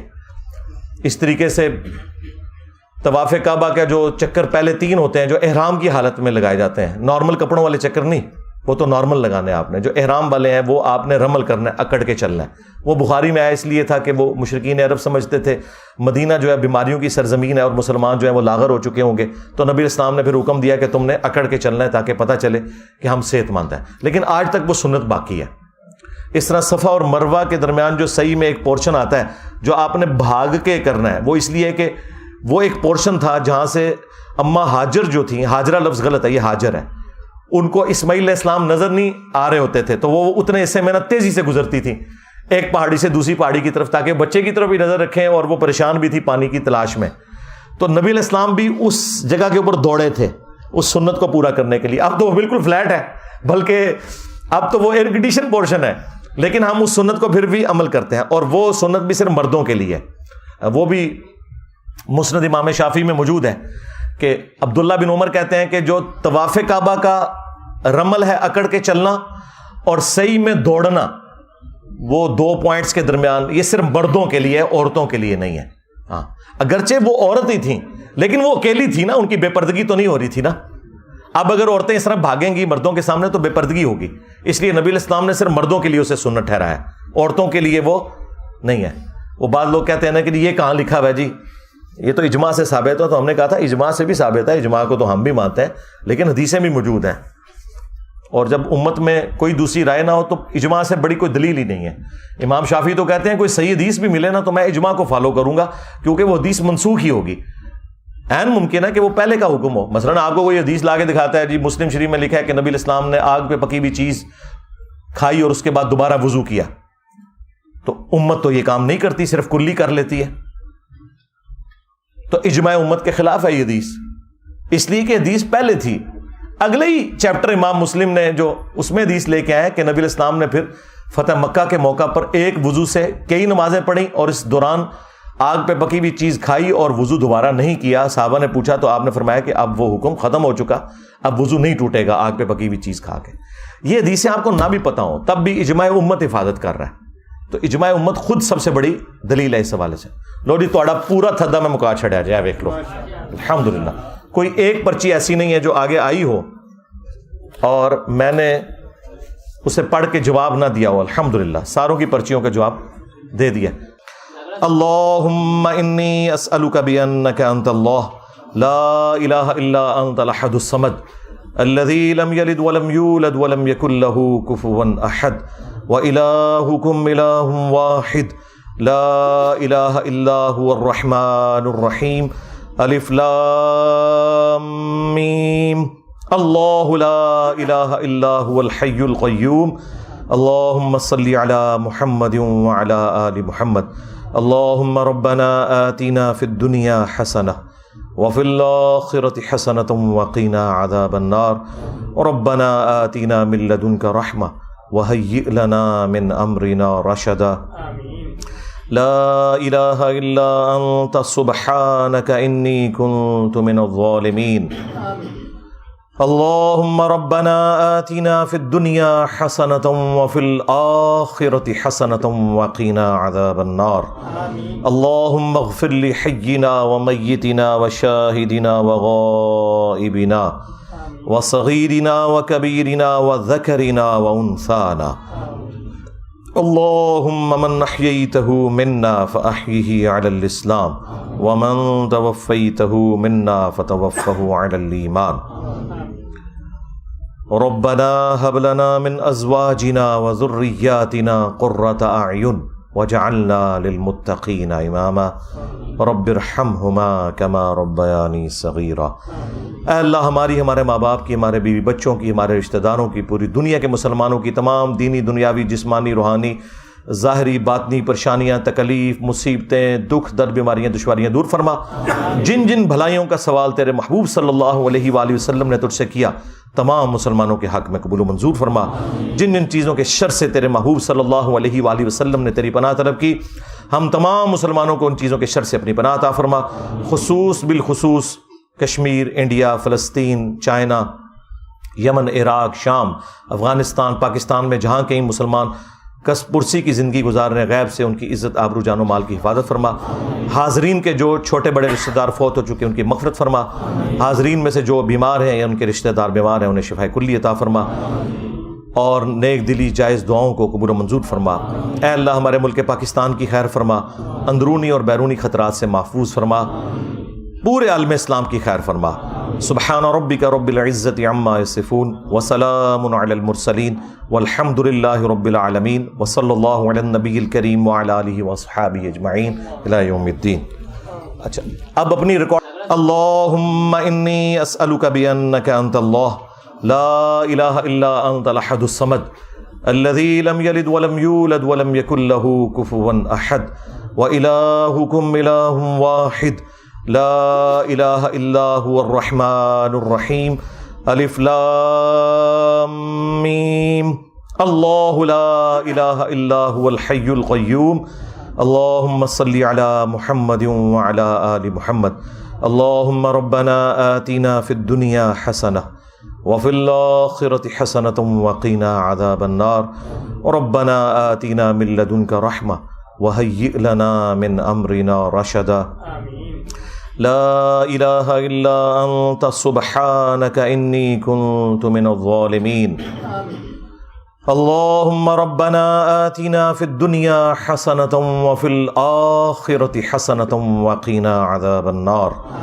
اللہم اغفر لحینا ومیتنا وشاہدنا وغائبنا وصغیرنا وکبیرنا وذکرنا وانثانا اللہم من احییته منا فاحیه علی الاسلام ومن توفیته منا فتوفه علی الایمان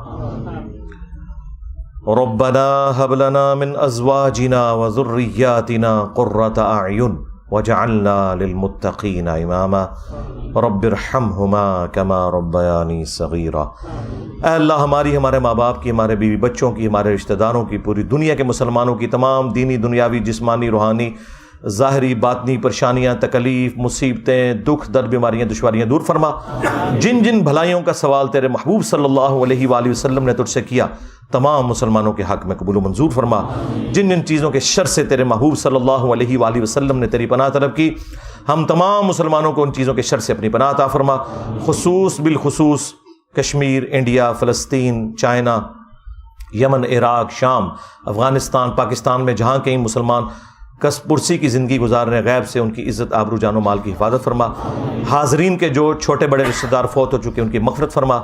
حاضرین میں سے جو بیمار ہیں یا ان کے رشتہ دار بیمار ہیں انہیں شفاء کلی عطا فرما اور نیک دلی جائز دعاؤں کو قبول و منظور فرما۔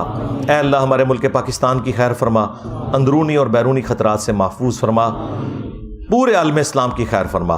سبحان ربک رب العزت عما یصفون وسلام علی المرسلین والحمد للہ رب العالمین وصلی اللہ علی النبی الکریم وعلی آلہ وصحابہ اجمعین الی یوم الدین.